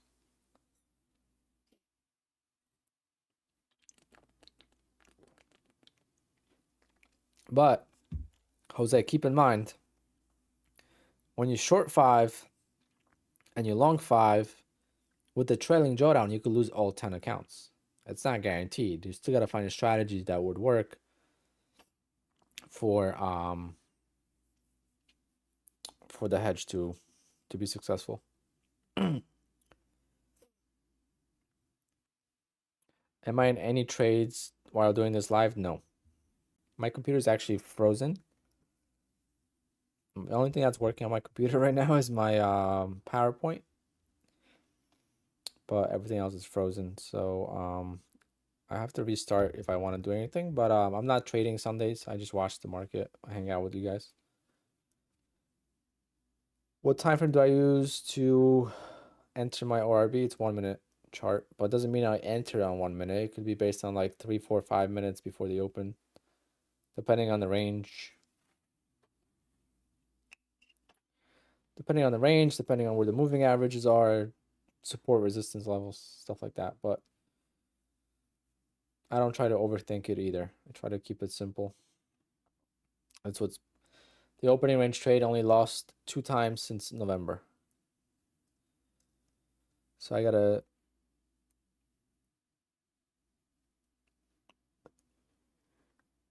keep pushing it.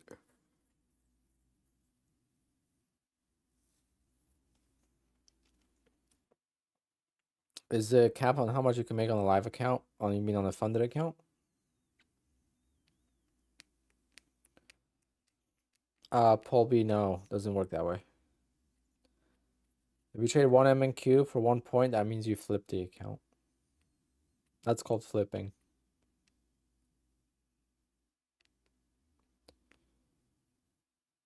Jason, no clue. Interesting. What prop firm?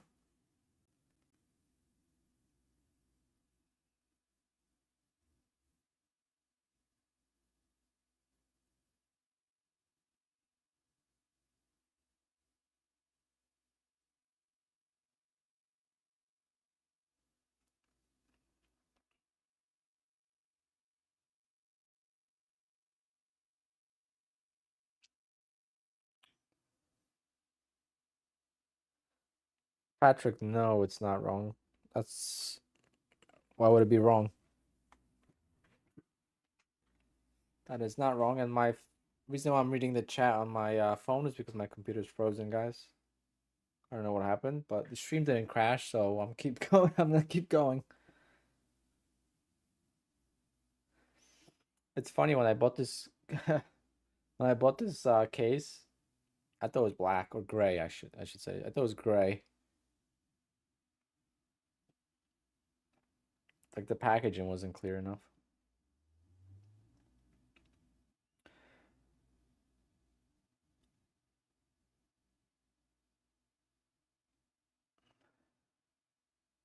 You can't buy on one account and sell on the other account in funded accounts. You can only do that on evals. How do you measure success of the traders in the Discord? How do you hold each other accountable? We're not babysitting. We're not babysitters. I'm not your dad, and no one's in control of my trades, or I'm not in control of their trades. So people share whatever they want. I mean, I try to just make sure that people are more open. I've noticed in the past we had people that would share big P&Ls, and obviously that's risky trading, which is fine, but they would be so confident in their trading that we had to calm them down, because in the past what would happen is those people would disappear. As soon as they have the first red day, they don't come back, they don't post anything, or they'll come back in a little bit, or people say like, oh, I'm putting trading on. The biggest red flag to me is like when someone's actively trading and then they say, I'm putting trading on the side.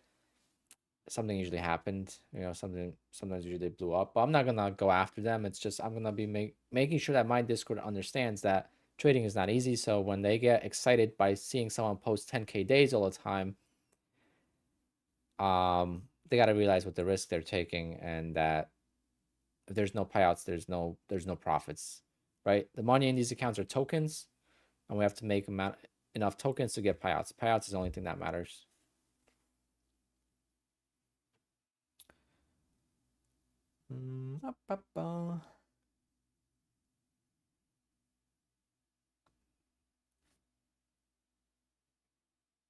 Alexander, yes, you can take payouts as frequently as you want. You don't have to take payouts every payout window. You can take payouts whenever you want. Trading is difficult though, so I recommend taking payouts when you have them. You'll be really upset at yourself when you lose an account that's ready for payout. You could trade micros for sure. Micros are, especially in this volatility, micros are definitely something that you could trade. Tactical reviews, so good job. Would I ever try to have a 10K day on the PA on a single account? No. On funded accounts combined, I've had 10K days.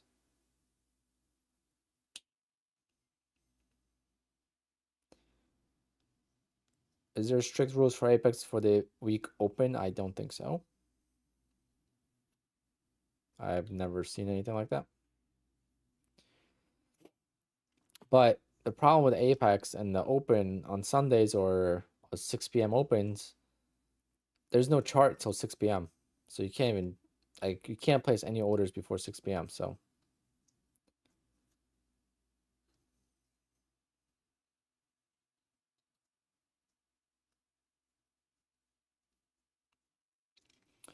can you talk about taxes, rates, etc.? I'm not a tax accountant. I'm not an accountant. I'm not a CPA.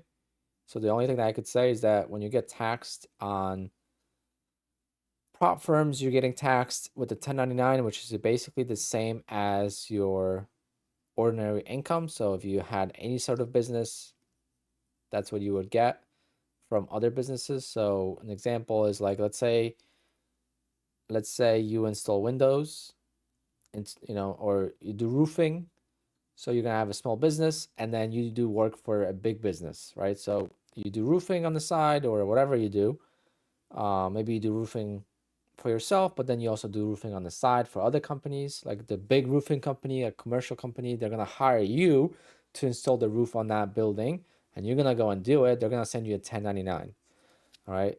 And it's gonna be up to you to pay off or deduct the material. So the material you paid for the roof, you have to deduct it, right? But they're gonna send you a 1099 for whatever they paid you. So Apex, Ballnox, they both sent me a 1099 for whatever I made in 2023. And then I wrote off the evaluations in I wrote off the evaluations. I wrote off the cameras. I bought a new camera, more lights, a bunch of stuff that I would typically write off for my DJ business. I wrote off for trading because of other reasons, just to lower the amount that I would owe on the taxes. But taxes are quite simple, actually way too simple for for trading with a prop firm, and it gets expensive because there's not many deductions that we could have.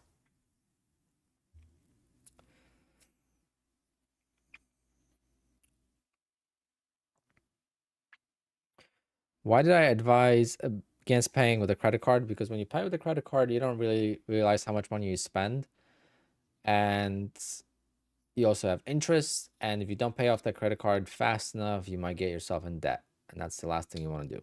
So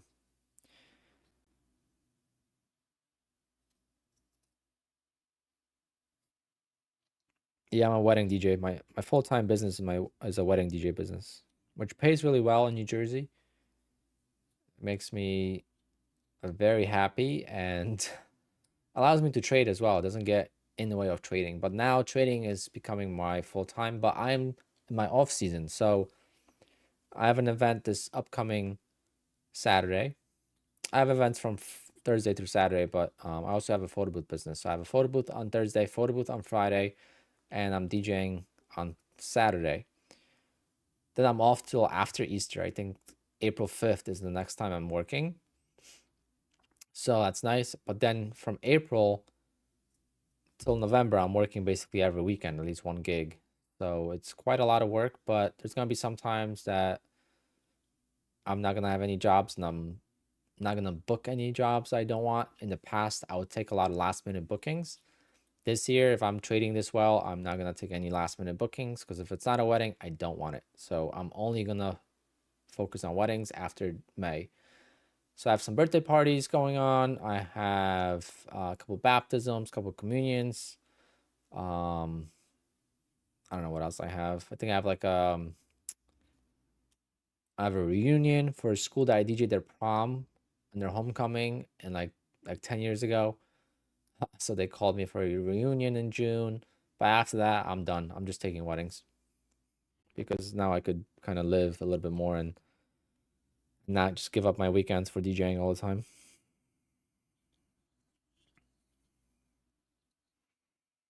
Yep. Well, that's exactly what I do. I give up my weekends to party with other people, but I give up the weekends with my family and friends. So I've actually lost relationships before because of that. Friendships and relationships. But it's something I love and I work all the time and I never feel like I work. Besides like meetings and stuff like that, which once I start doing the meetings, I don't mind, but like when I know I have a meeting coming up, like this weekend, this week I have meetings coming up, Zoom calls, consultations. I'm not looking forward to them. I feel like they ruin my day schedule. But obviously it's money. And two, once I start doing them, I don't mind. I like talking to people. So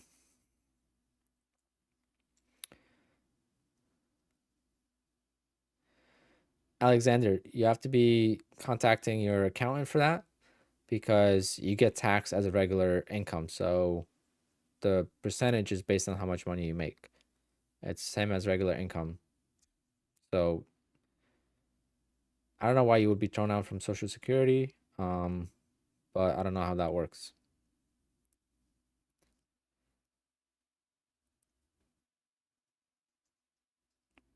You're at 106. I'm usually at 20 ms for my latency. Do I know Joe of Wired Up? Yep. I don't know him personally, but I know him on social media. I didn't know he was in Delaware. That's pretty close. I thought he was like more. But see, he took the approach of social media, and I think he makes more money on social media now than he does weddings, if I had to guess. Are you allowed to buy one account and sell an account with different symbols? You could buy 2 accounts and sell one and buy another one with the same symbol as long as it's an evaluation. If it's a funded account, you can't, but in the evaluation, you can. Thank you for taking your time to answer all these questions. That's kind of what we do on Sundays. We just hang out and have fun. I'm enjoying myself instead of being bored and watching Twitch or watching NASCAR. I'm here hanging out. The weather is miserable out there. I mean, it's been raining here like I would say every other day or almost every day. And until it's like springtime, like true springtime, you know, in the 70s, I'm good hanging out with you guys on Sundays. And I'm going to hang out with you guys in the summertime, but in the summertime, I might, you know, go down the shore. I might, you know, go somewhere with my car and then do a live stream from there. So it's going to be a little bit different.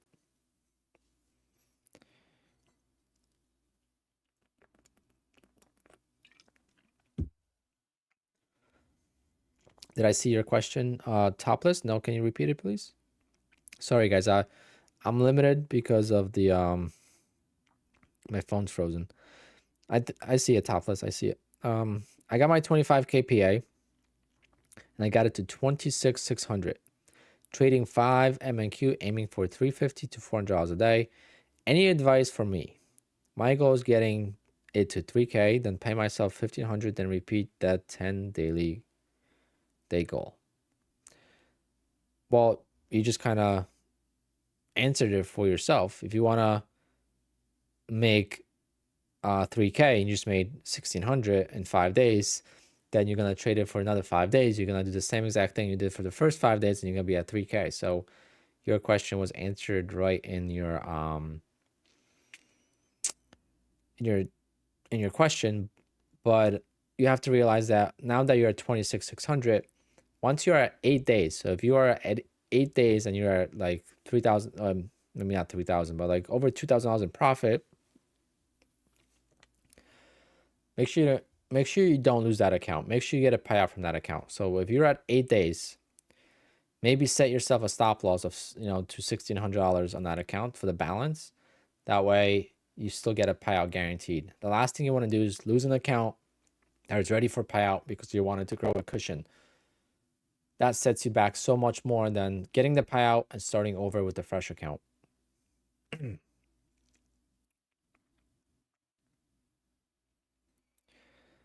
Where am I trading? I'm trading in New Jersey.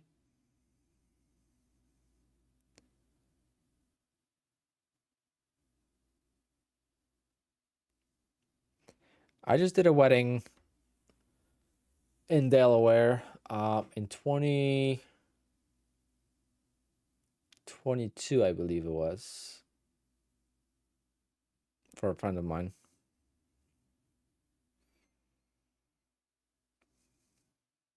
There's no penalty for trading. There's no penalty for not trading an account that is past 10 days. Correct. There's no penalty at all.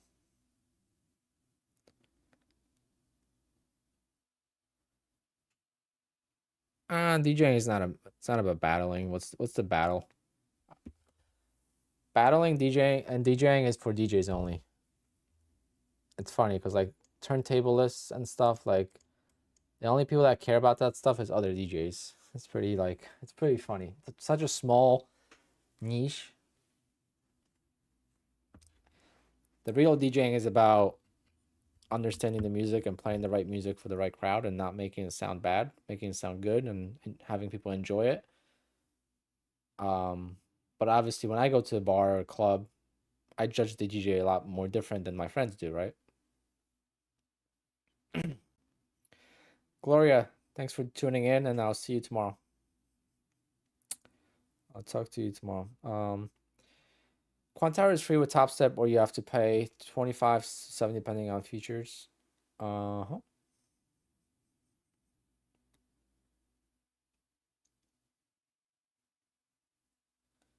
I share my accountant's information? No. She's local. I was supposed to go see her today and I freaking forgot. Oh man, I forgot to see her. Now that I just remembered. I was supposed to go see her and open up an S Corp. or ask her about opening up an S corp and putting myself on payroll and all this stuff on just to save on taxes.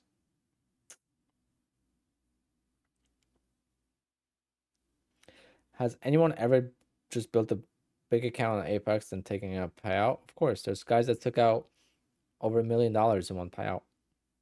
I think 2 of them.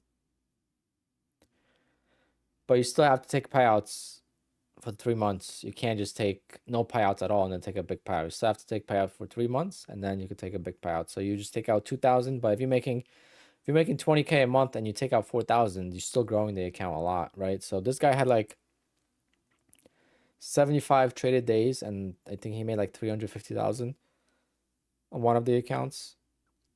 It was insane. It was like 4K a day on average.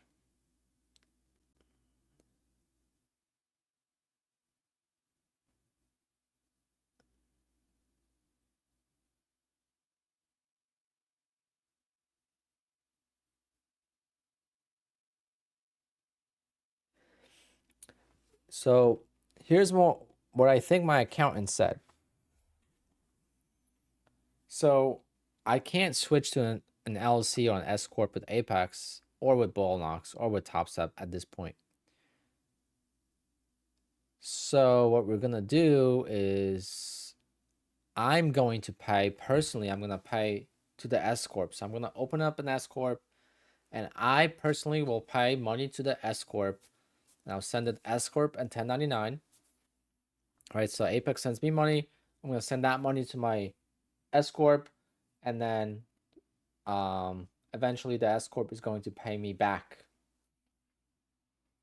So that's how it's gonna work. That's how she explained it. Obviously more complicated than that, but that's the simple explanation of it. Oh man, I'm gonna hang out till 8 o'clock. So we got 20 more minutes. So go ahead, guys. Any questions? My computer is frozen, so I can't show anything. S corp is a business formation that's a little bit more advanced than LLC, but it's not like a C corp, so it's not like an actual corporation.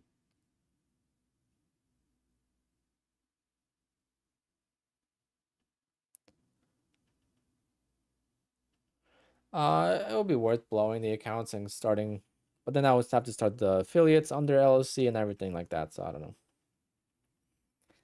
I just am afraid of wasting the time. But what I could do is I could open up an LLC and I could start trading evaluations on the LLC Apex.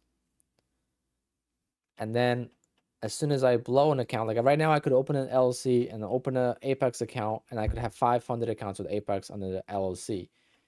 Because I could have 20 funded accounts total and I have 15 on my personal name, I could have 5 on the LLC. So yes, technically I could start making the switch slowly into, which I'm going to talk to my accountant about doing that as well.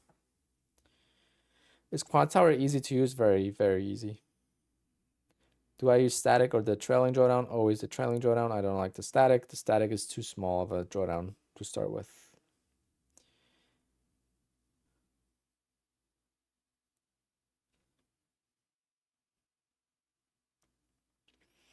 So is it impossible to switch from individual to LLC on Apex, or just very difficult? It's just difficult. You just got to start fresh. Can Apex trade copier work with Rhythmic accounts? Yes. What's the name of the LLC? What do you mean? What do you mean? Have you heard of the rumor Apex reducing 20 accounts to just 3? I've only heard one person say that, and that person is just spreading rumors, I think. If it's a competition saying that, then it's rumors. When do I know when to stop trading? Typically when I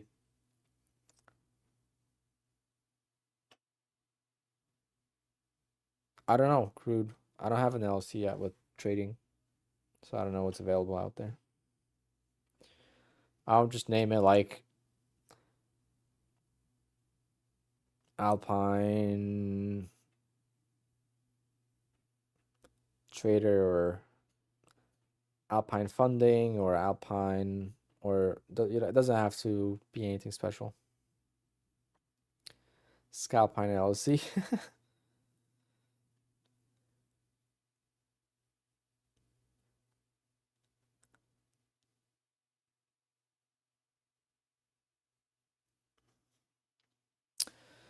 They say that we need to make $2,600 cushion on the 50K before we start making any money. Can we pull out the $2,500 after 3 months? You could take out $2,000 after 10 days. And then eventually after 3 months, you could take out everything, yeah.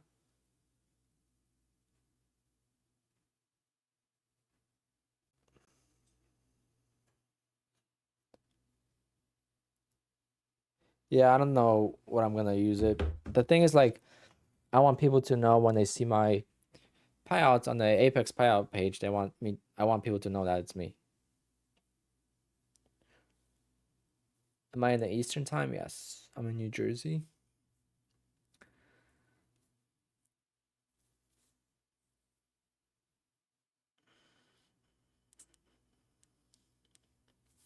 It's almost 8 o'clock, but do you guys are you guys from parts of the world that the clocks didn't change yet?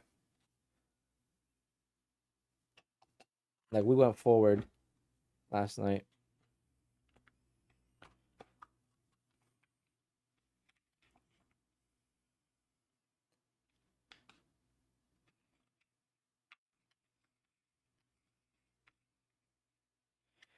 John, so tomorrow morning, before the open, I'm gonna check which one has more volume.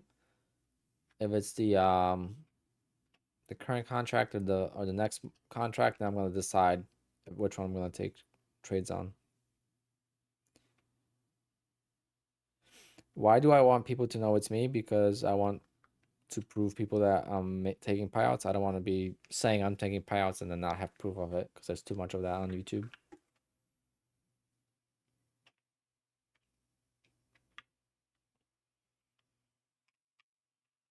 There's too much of it on YouTube. Does Bullnox have a Discord? I don't think so.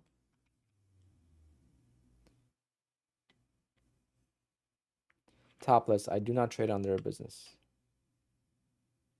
I trade under my personal name, and you could claim all the expenses. Yes, guys, you do not have to have a business or LLC license to claim the fees for the evaluations and the funded accounts. I wrote off 2022 evaluations and funded accounts for 2023 tax returns. So I went a year back. You could deduct anything that you spend, like, to make that income, whatever money you spend to make that income, you could deduct, because that's your expense, that's your business expense. And LLC doesn't do anything different besides your personal name. It's the same thing. The LLC just protects you. That's all it is. It's a limited liability company. There's no benefits in the US for tax purposes other than just protection. And if you own like a service business and something happened, you get sued or something, then you know, the lawyers can't go after your personal belongings. Obviously, when you go into the S corp world, that's when you get some savings and taxes and stuff. But for the basics, no, you don't get to save anything.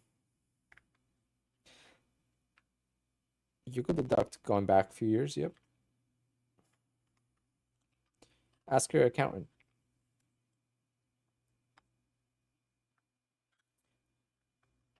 I didn't make any money in 2022, so I could have deducted it.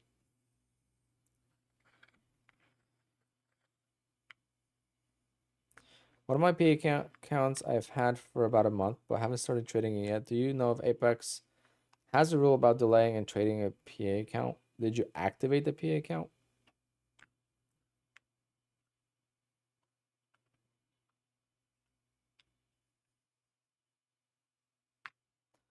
Khan, thank you for joining. Thank you for the kind words. I have a tendency to know a lot about brokers and about prop firms. I don't know. It's always been like that. Like with stocks, when I used to trade stocks, I used to know all the different brokers and what they did differently and all the different things. But there's some things that confuse me. Like options confuse the hell out of me. And wash sales confuse the shit out of me. 50 Ghost trading, I'm just going to repeat it quickly.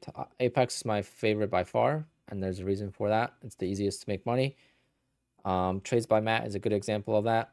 He's been trading with Top Step for a long time. He's never gotten a payout like this from Top Step. And with Apex, he was able to secure a 40K payout as well. So Apex makes it much easier to become profitable without actually being a profitable trader. And I did the math earlier, how you could have 500 accounts. You could lose on 3 funded accounts. So you have 3 accounts that you lost, 2 that you won on for payout. That's what I mean by win. So that's on a 50K account, that is negative $7,500 in total losses here with 3 accounts, 50K, $2,500 per account, $7,500 of losses, $5,000 of profit on 2 accounts, right? And then you get a $4,000 payout here. And the total value of the accounts was like $750. So you spent $750 on the 5 accounts. Depending on which option you go with, monthly, it's even cheaper. But it's a lifetime. So your net profit is like $3,250. So you made $3,250 of actual profit, and you actually lost $2,500 in profit trading. So you're negative on trading, but you still made money. It's just crazy how much easier it is with trading prop firms that have a lot of accounts. Now, you could do this with other accounts as well, but it's more difficult when you have less accounts, because when you lose an account, it takes longer to replace it and so on. So that's why Apex is my favorite. Then if I had to pick a second favorite right now, I would still pick Bullnox, I think, as my second favorite, because I do have cheap evals and I could pass the evals quickly. I don't have to waste time on evals. Then third would be My Funded Futures. Fourth would be Tick Tick. And fifth, maybe Top Step, even though I don't like Top Step. I've never tried Take Profit Trader. I might give them a try. Trade Day, I'm not a huge fan. They're very strict with a few things. So if they don't like how you trade, they're just not going to let you trade with them, which is silly. I don't want any restrictions. If I'm trading a prop firm, besides the rules that they have, the simple rules that they have, I don't want to be into like, I don't want to get into a trade and not knowing if I have to close it because they're going to count it as a scalp when they don't allow that, stuff like that. There's a lot of hidden rules in these prop firms.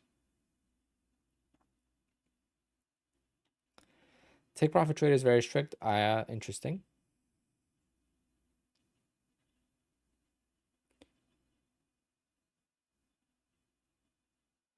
If you file taxes on your personal name, you won't be able to claim a lot of things.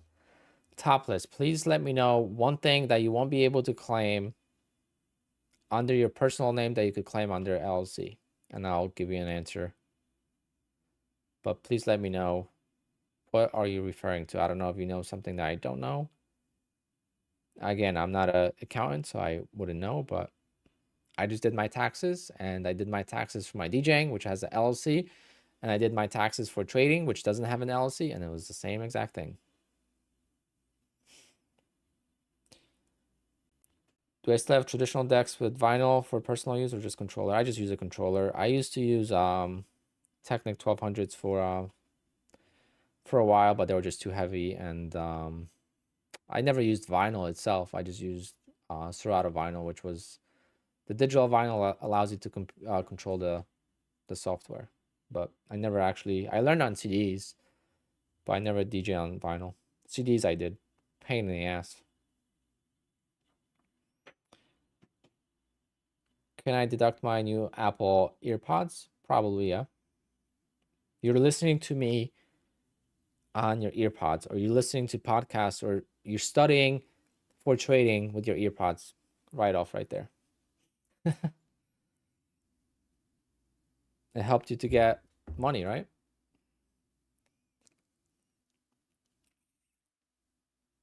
But talk to your accountant. Every accountant has a different different things of doing taxes. John, I do not know if there's any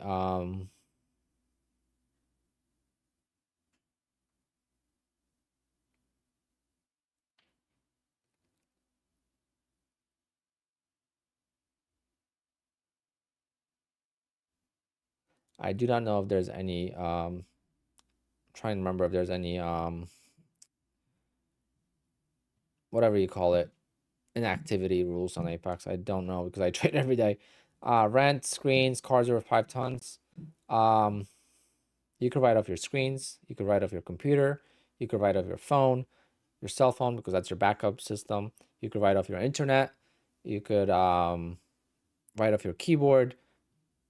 There's everything you could write off. A car, you can't. You have to be careful with the car because do you need a car to trade? Right. So whether you have an LLC or not, do you need a car to trade?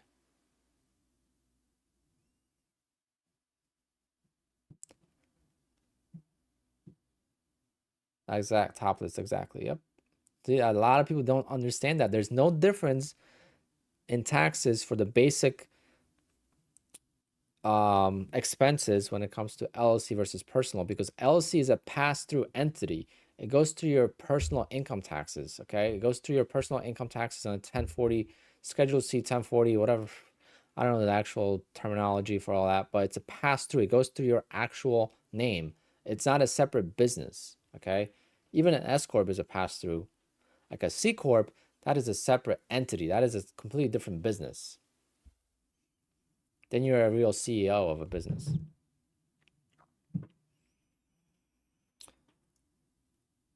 Martin, but you have to understand, I have a YouTube channel. Different, right? So I have a YouTube channel that I could promote with the car, which is what I'm going to try to do. We'll see. I'm going to talk to my accountant again. I'm like, listen, this is what I'm doing. Can I get this car? And to save on taxes, can I deduct the YouTube revenue if I use the car on YouTube? And I'll post at least 2 videos a week on the at least 1 video a week on the car. And at least 1 video would be like, you know, talking in the car. So I'll drive the car and I'll do a video, you know, like just to like use the car for business or for growing the channel for success. And it's been my goal for this whole entire year. So it's been like the backbone of my trading, right? It's like something I wanted to do. Once I gave up, because I actually gave up on the dream of trading full time. Now the dream is back, but I actually gave up on that dream. I always wanted to just trade for side income. Okay. My DJ was my business. It's my baby. It makes me good money. Anything I can make trading, whether it's a $5,000 a month, $10,000 a month would be crazy. That's extra income. So that's going towards the car. That is going towards the track days, you know, spending money on the track, you know, a trip, whatever, extra money.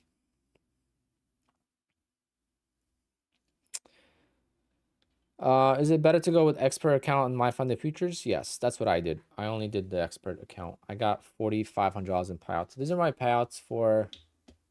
And Dennis R, thank you for joining the members. Thanks for the support of the channel. But these are my payouts for this year so far. So you could see I made quite a lot with Apex. So I'm at $92,000 in Apex. I hope to make another now going back to math. Even if I could get an $8,000 payout from Apex, make this 20K on the month, that will put me at 100K on the month in 3 months. I mean on the year in 3 months, just from Apex. That would be great. But I made 4,250 on my funded futures account, which is an expert account in 1 month, and I blew the account after. So I blew that account last Thursday. Unfortunately, when I lost 10 funded accounts last Thursday, 8 of Apex, 1 of Ballnox, and 1 of my funded futures. And of course, The Ballnox account was brand new, and I went with huge size, and that's why I blew. So you can write off all of those things, getting paid through a 1099 without an LLC. Yes.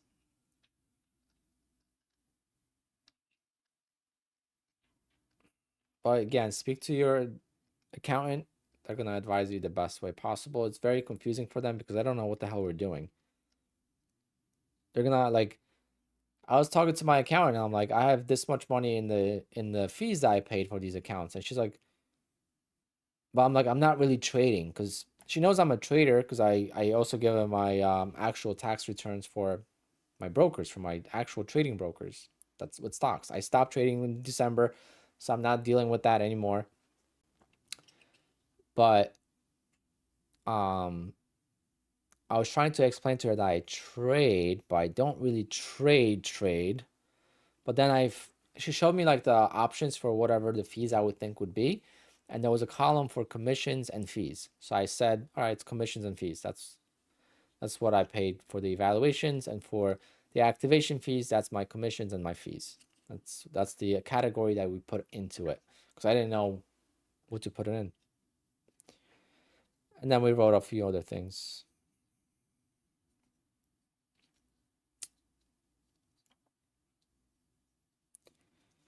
Do eval accounts count towards the 20 accounts max? No, you could have as many evaluations as you want. You could have 50 evaluations, and you could pass 20 of them and have 30 more, and 30 more as backup.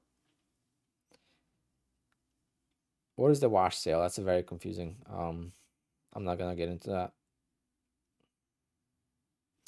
All right, guys, it's 8 o'clock, so 5 more minutes, and I'm gonna sign off. Join me tomorrow on stream. We'll do a giveaway tomorrow. I would have to restart the computer to do a giveaway today, so we're not gonna do it. My computer is basically frozen. I have no idea what happened. I've never seen this before. It's different than actually. I've had it freeze before on stream, but this is different. I feel like it's an update. There's got to be an update on Windows. But this was awesome. So we'll be doing this every Sunday.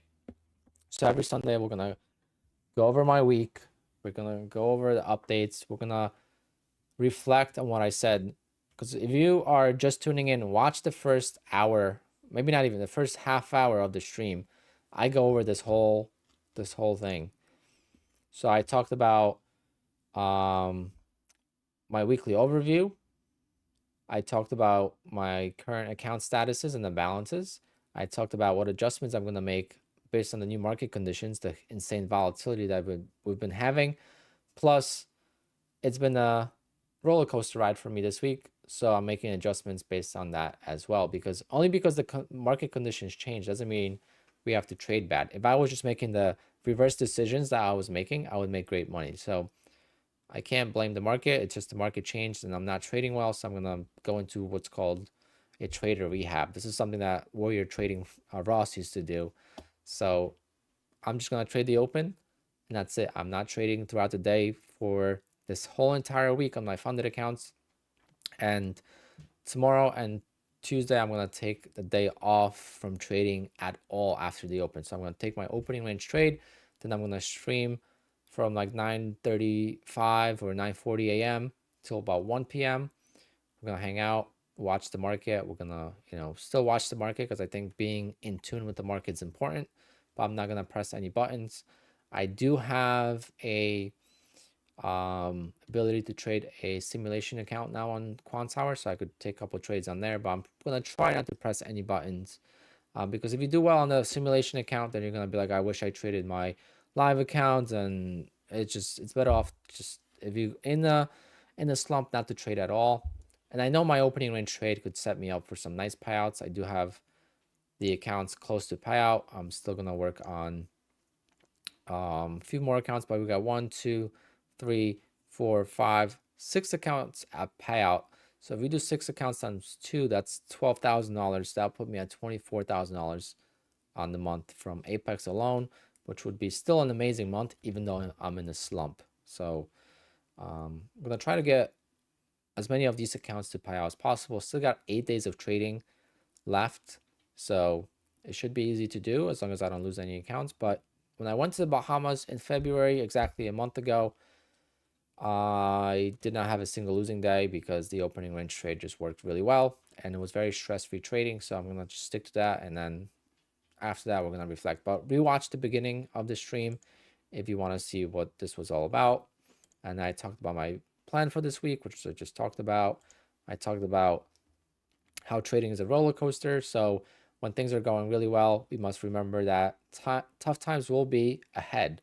So that reminds us to be humble, not to celebrate the wins too much, not to get too cocky, not to get too ahead of ourselves, and just keep a very neutral, emotional line going throughout, right? When we win, don't jump around, because then when you lose, it's going to hurt that much more. So when we also have a losing streak, so it's the reverse, having good times as a reminder that, you know, things will get better is good, because then we could just adjust and then just keep trucking along. We don't give up.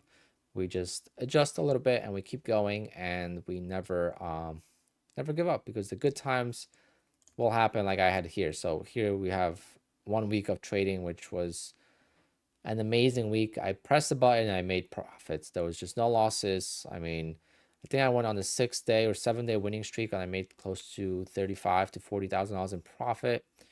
It was just amazing, and those days will come back. So yeah, that was that. And then I went over my payout goals for March, which is good. I also went over like the risk management and the risk limitation with prop firms.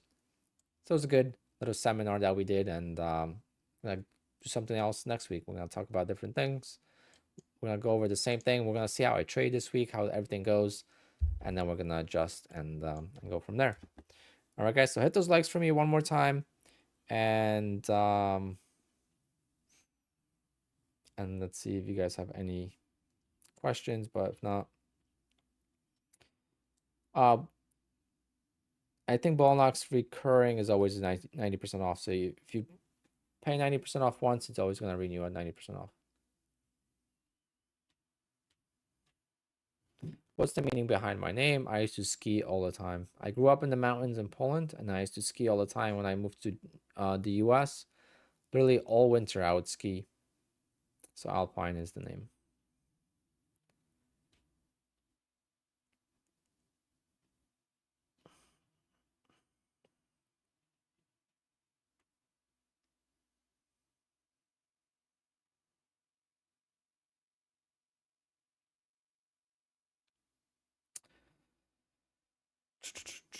When do March contracts roll over? I don't know exactly when.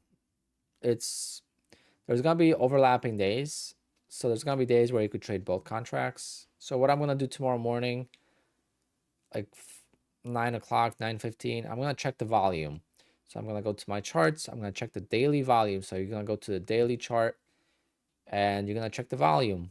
And on the daily chart, you're gonna see which contract has more volume, and that's how you determine which one to trade.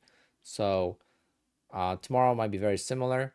So whichever one has more tomorrow, I'm gonna trade that contract, and then do that every day and adjust accordingly. But yeah, it's gonna be this week for sure, at some point. Did I teach Nutty Bar how to get a payout? No. Me and Nutty are good friends, but we don't trade alike. He did take some of my concepts, because he used to trade all the accounts at once, and now he splits them up, trades one at a time or whatever, and then just is a bit more aggressive on them, and obviously got better at trading a little bit, so getting more consistent wins, and I'm super happy for him. Yeah, so he took some of my concepts, but I don't know if it's from me or he just figured out on his own. I'm not the originator of that, so we talked about it.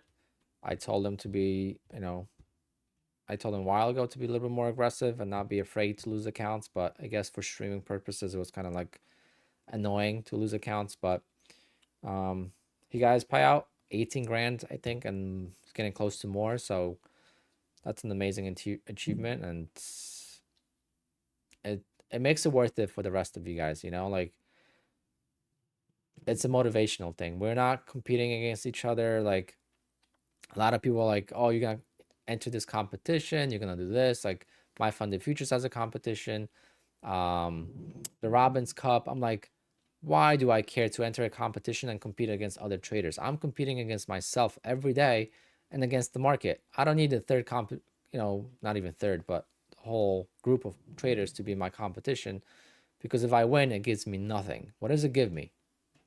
Like I'm here to make money. I'm not here to win a cup, So it's like traders have that little bit of a wrong mentality when it comes to like comparing and being jealous. Even in real life that happens. I mean, quick story, when I was an EMT, um, not my last job, but my second to last job as an EMT, my boss it was a fairly new business for him.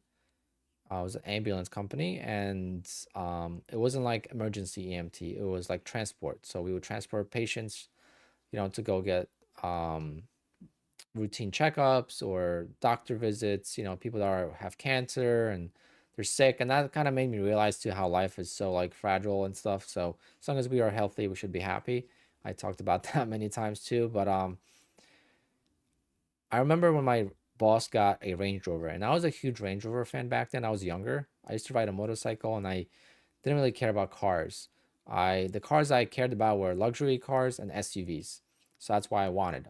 Range Rover was my favorite car, and the brand new Range Rover came out, the 2014 model, and he got it. And guess what? The company was small. It was only like 8 people, and everyone pretty much, because we would rotate, like we would rotate who you work with and stuff, and everyone was basically on the same page.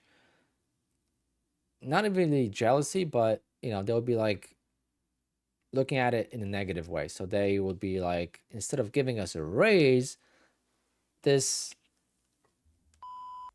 he got himself a Range Rover for $150,000. I don't even know if it was that much, probably not, because I don't think it was the autobiography. But basically, they were jealous and they were pissed off that he would spend money instead of giving them a raise. Versus me, on the other hand, I got to drive the car because he knew I loved it. I talked to him about it, and I was happy for him because I knew one day that's going to be me. One day I'm going to be buying a car like that because I'm going to work my ass off to get to that point. And I'm not doing anything extra to deserve a raise. I signed up for this job, and I'm not here long enough to deserve a raise. And just because the business is doing better doesn't mean I deserve a raise. Um, if the business is doing well, he gives us more hours, he keeps us employed, and he took the risk of opening the business, so he's got to enjoy the fruits of the labor too. So I looked at it as motivation that I'm going to get there one day, and other people looked at it as, what a dick thing to do and not give us a raise and get himself a car. So there's two types of people out there. That's why I don't compare myself to other traders in a bad way. So if I see someone that is doing much better than me, like on the payouts list, I look up to it. I'm like, holy shit, like maybe one day I could do that. But at the same time, I'm happy with where I'm at right now. But I know a lot of people take me back 5 months ago. I would be so stoked if you told me that in first 3 months of the year next year, I'm gonna make $120,000, $130,000 in trading. You told me 6 months ago that I'll make $130,000 trading in 2024, I would sign the contract. I'm like, all right, over 12 months, 130,000, that's $10,000 a month, a little bit more. Where do I sign? I would take it. So like we have to always remind ourselves of that. And I have the YouTube channel, so it kind of allows me to just go back and listen to myself from a few months ago, and it's really cool to put it in perspective. I'm new to your channel. We'll do a trade. I trade NQ.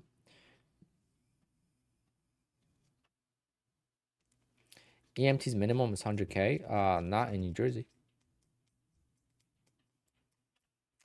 New Jersey EMTs are very underpaid.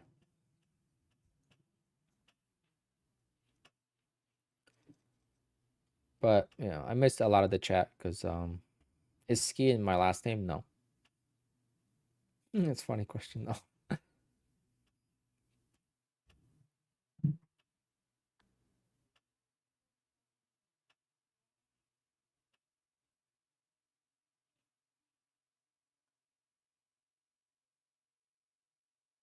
Can I speak Polish? Yes, I can.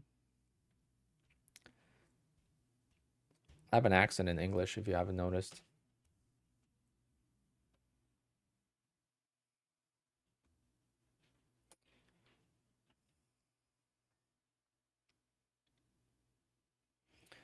Do I have the opening range trade strategy on my channel? No, I do not. It causes too much chaos, and it's a strategy that gives me a lot of edge, and I don't want to give that edge away because that is a thing where you could give an edge away. And in prop firms, obviously we're trading a sim account, so it wouldn't affect the markets, but what it could affect is prop firms banning it. So prop firms can say no 10-second trades in the first 5 minutes of the open. They could say no trading in the first 5 minutes of the open. There's so many real small rules that other prop firms already implement that if I just showed my trade to everyone and everyone started copying it, a lot of people would get payouts.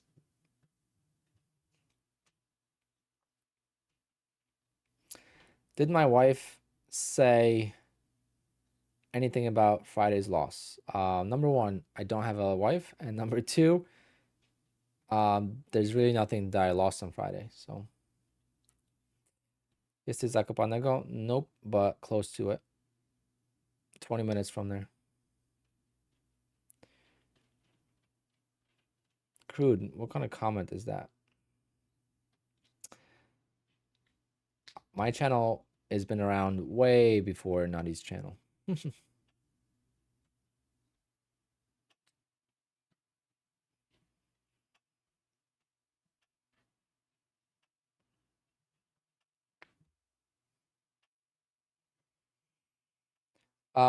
Did I start streaming from one account? Yes. I not streaming, but making videos. Yes. So Junior, you want to go to my May videos, May and June videos. You'll see a lot of like 1 or 2 accounts. I didn't have 20 funded accounts till end of last year. It's a joke. I missed it.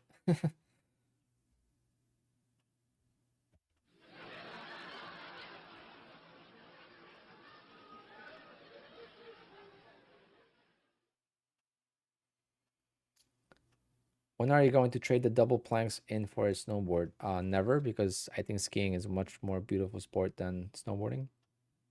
Especially when you look at skiing from not only downhill skiing, but from the park perspective, like the park, so half pipe or slope style or just X Games, I think skiing is just way more beautiful, way more complex tricks and stuff. But snowboarding is cool too. As you know, Martin, I like to be different. So I don't like to be like a lot of people snowboard because it's cool, but I don't fall into that.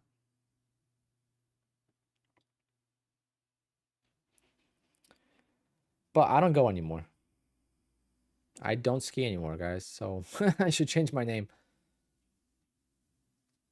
It's gonna be Alpine Racing now. So now I race cars. I went from skiing and doing jumps. I got too old. So once you start doing jumps, right? So I got bored of actual skiing because my mountains in my area suck. I could ski down the mountain with my eyes closed. But the parks were fun. The jumps, the rails, that was the fun part. So I used to do that. But once you get older, you just get too nervous and too scared and you just don't do it anymore. And I was never that good. But I met one of my trading friends. I met one of my trading friends on the mountain and I didn't know he was a trader till like years later.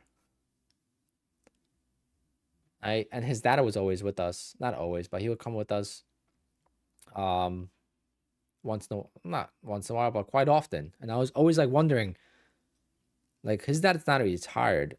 what does his dad do that he's able to come with us during the day to the mountain? Like we were 20 to no, less than 20, but I think I met him when I was like 20. But whatever.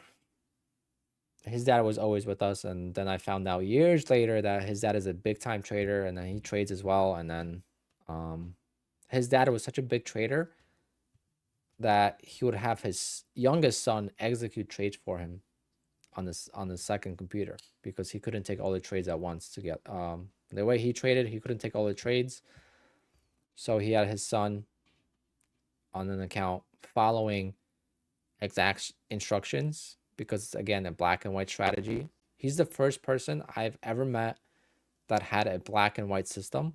It needed adjusting all the time, but it was a black and white entry system and stop and everything. So there was no discrepancy. There was no like, oh, maybe I should take this trade, maybe I shouldn't take this trade. No, it was like black and white.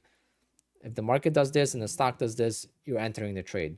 But sometimes to place all the orders, because a lot of stocks out there that would qualify, he needed his son to execute all the trades, which is allowed to do. You could put someone on the account.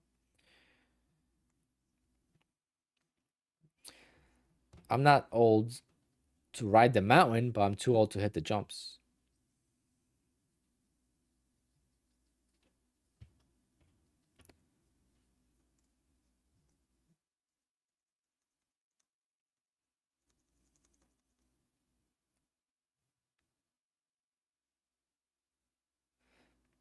This payout strategy is awesome, but it's still hard, so APEC has nothing to worry about. Yes. Getting to payouts is still difficult. It's not easy, and most people still fail, especially in the beginning. And by the time the traders in the beginning become profitable, Apex grows and new users come to Apex, and then they'll still make money in the end. So there's nothing to worry about for Apex, I don't think, financially. All right, guys, 8:21. I'm gonna sign off, and I'm gonna chill. Big day tomorrow. I gotta hope that the opening range trade works tomorrow, and then we'll go on stream. We'll hang out. We'll do a giveaway tomorrow instead of today, and then we'll see. We'll see what the market looks like tomorrow. All right, guys. You guys are the best.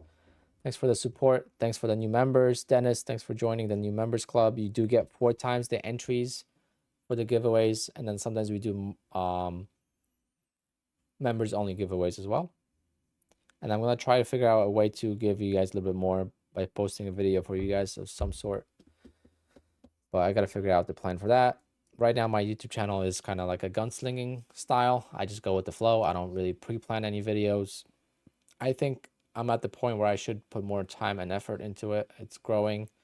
And if I started making some good content, I think the channel could grow. But at the same time, I'm happy where we are, and I'm able to answer all the questions because the chat is not moving super, super fast. All right. I think we're at a good level now. But anyway, guys, I'll talk to you tomorrow, and have a great night. And again, tomorrow morning, check which contract has more volume. You would want to go to the daily chart, put volume on your chart, and compare the volume between this contract and the next contract, and you will know which one to trade tomorrow. All right. But you should be able to trade both. I think both will be tradable tomorrow. All right.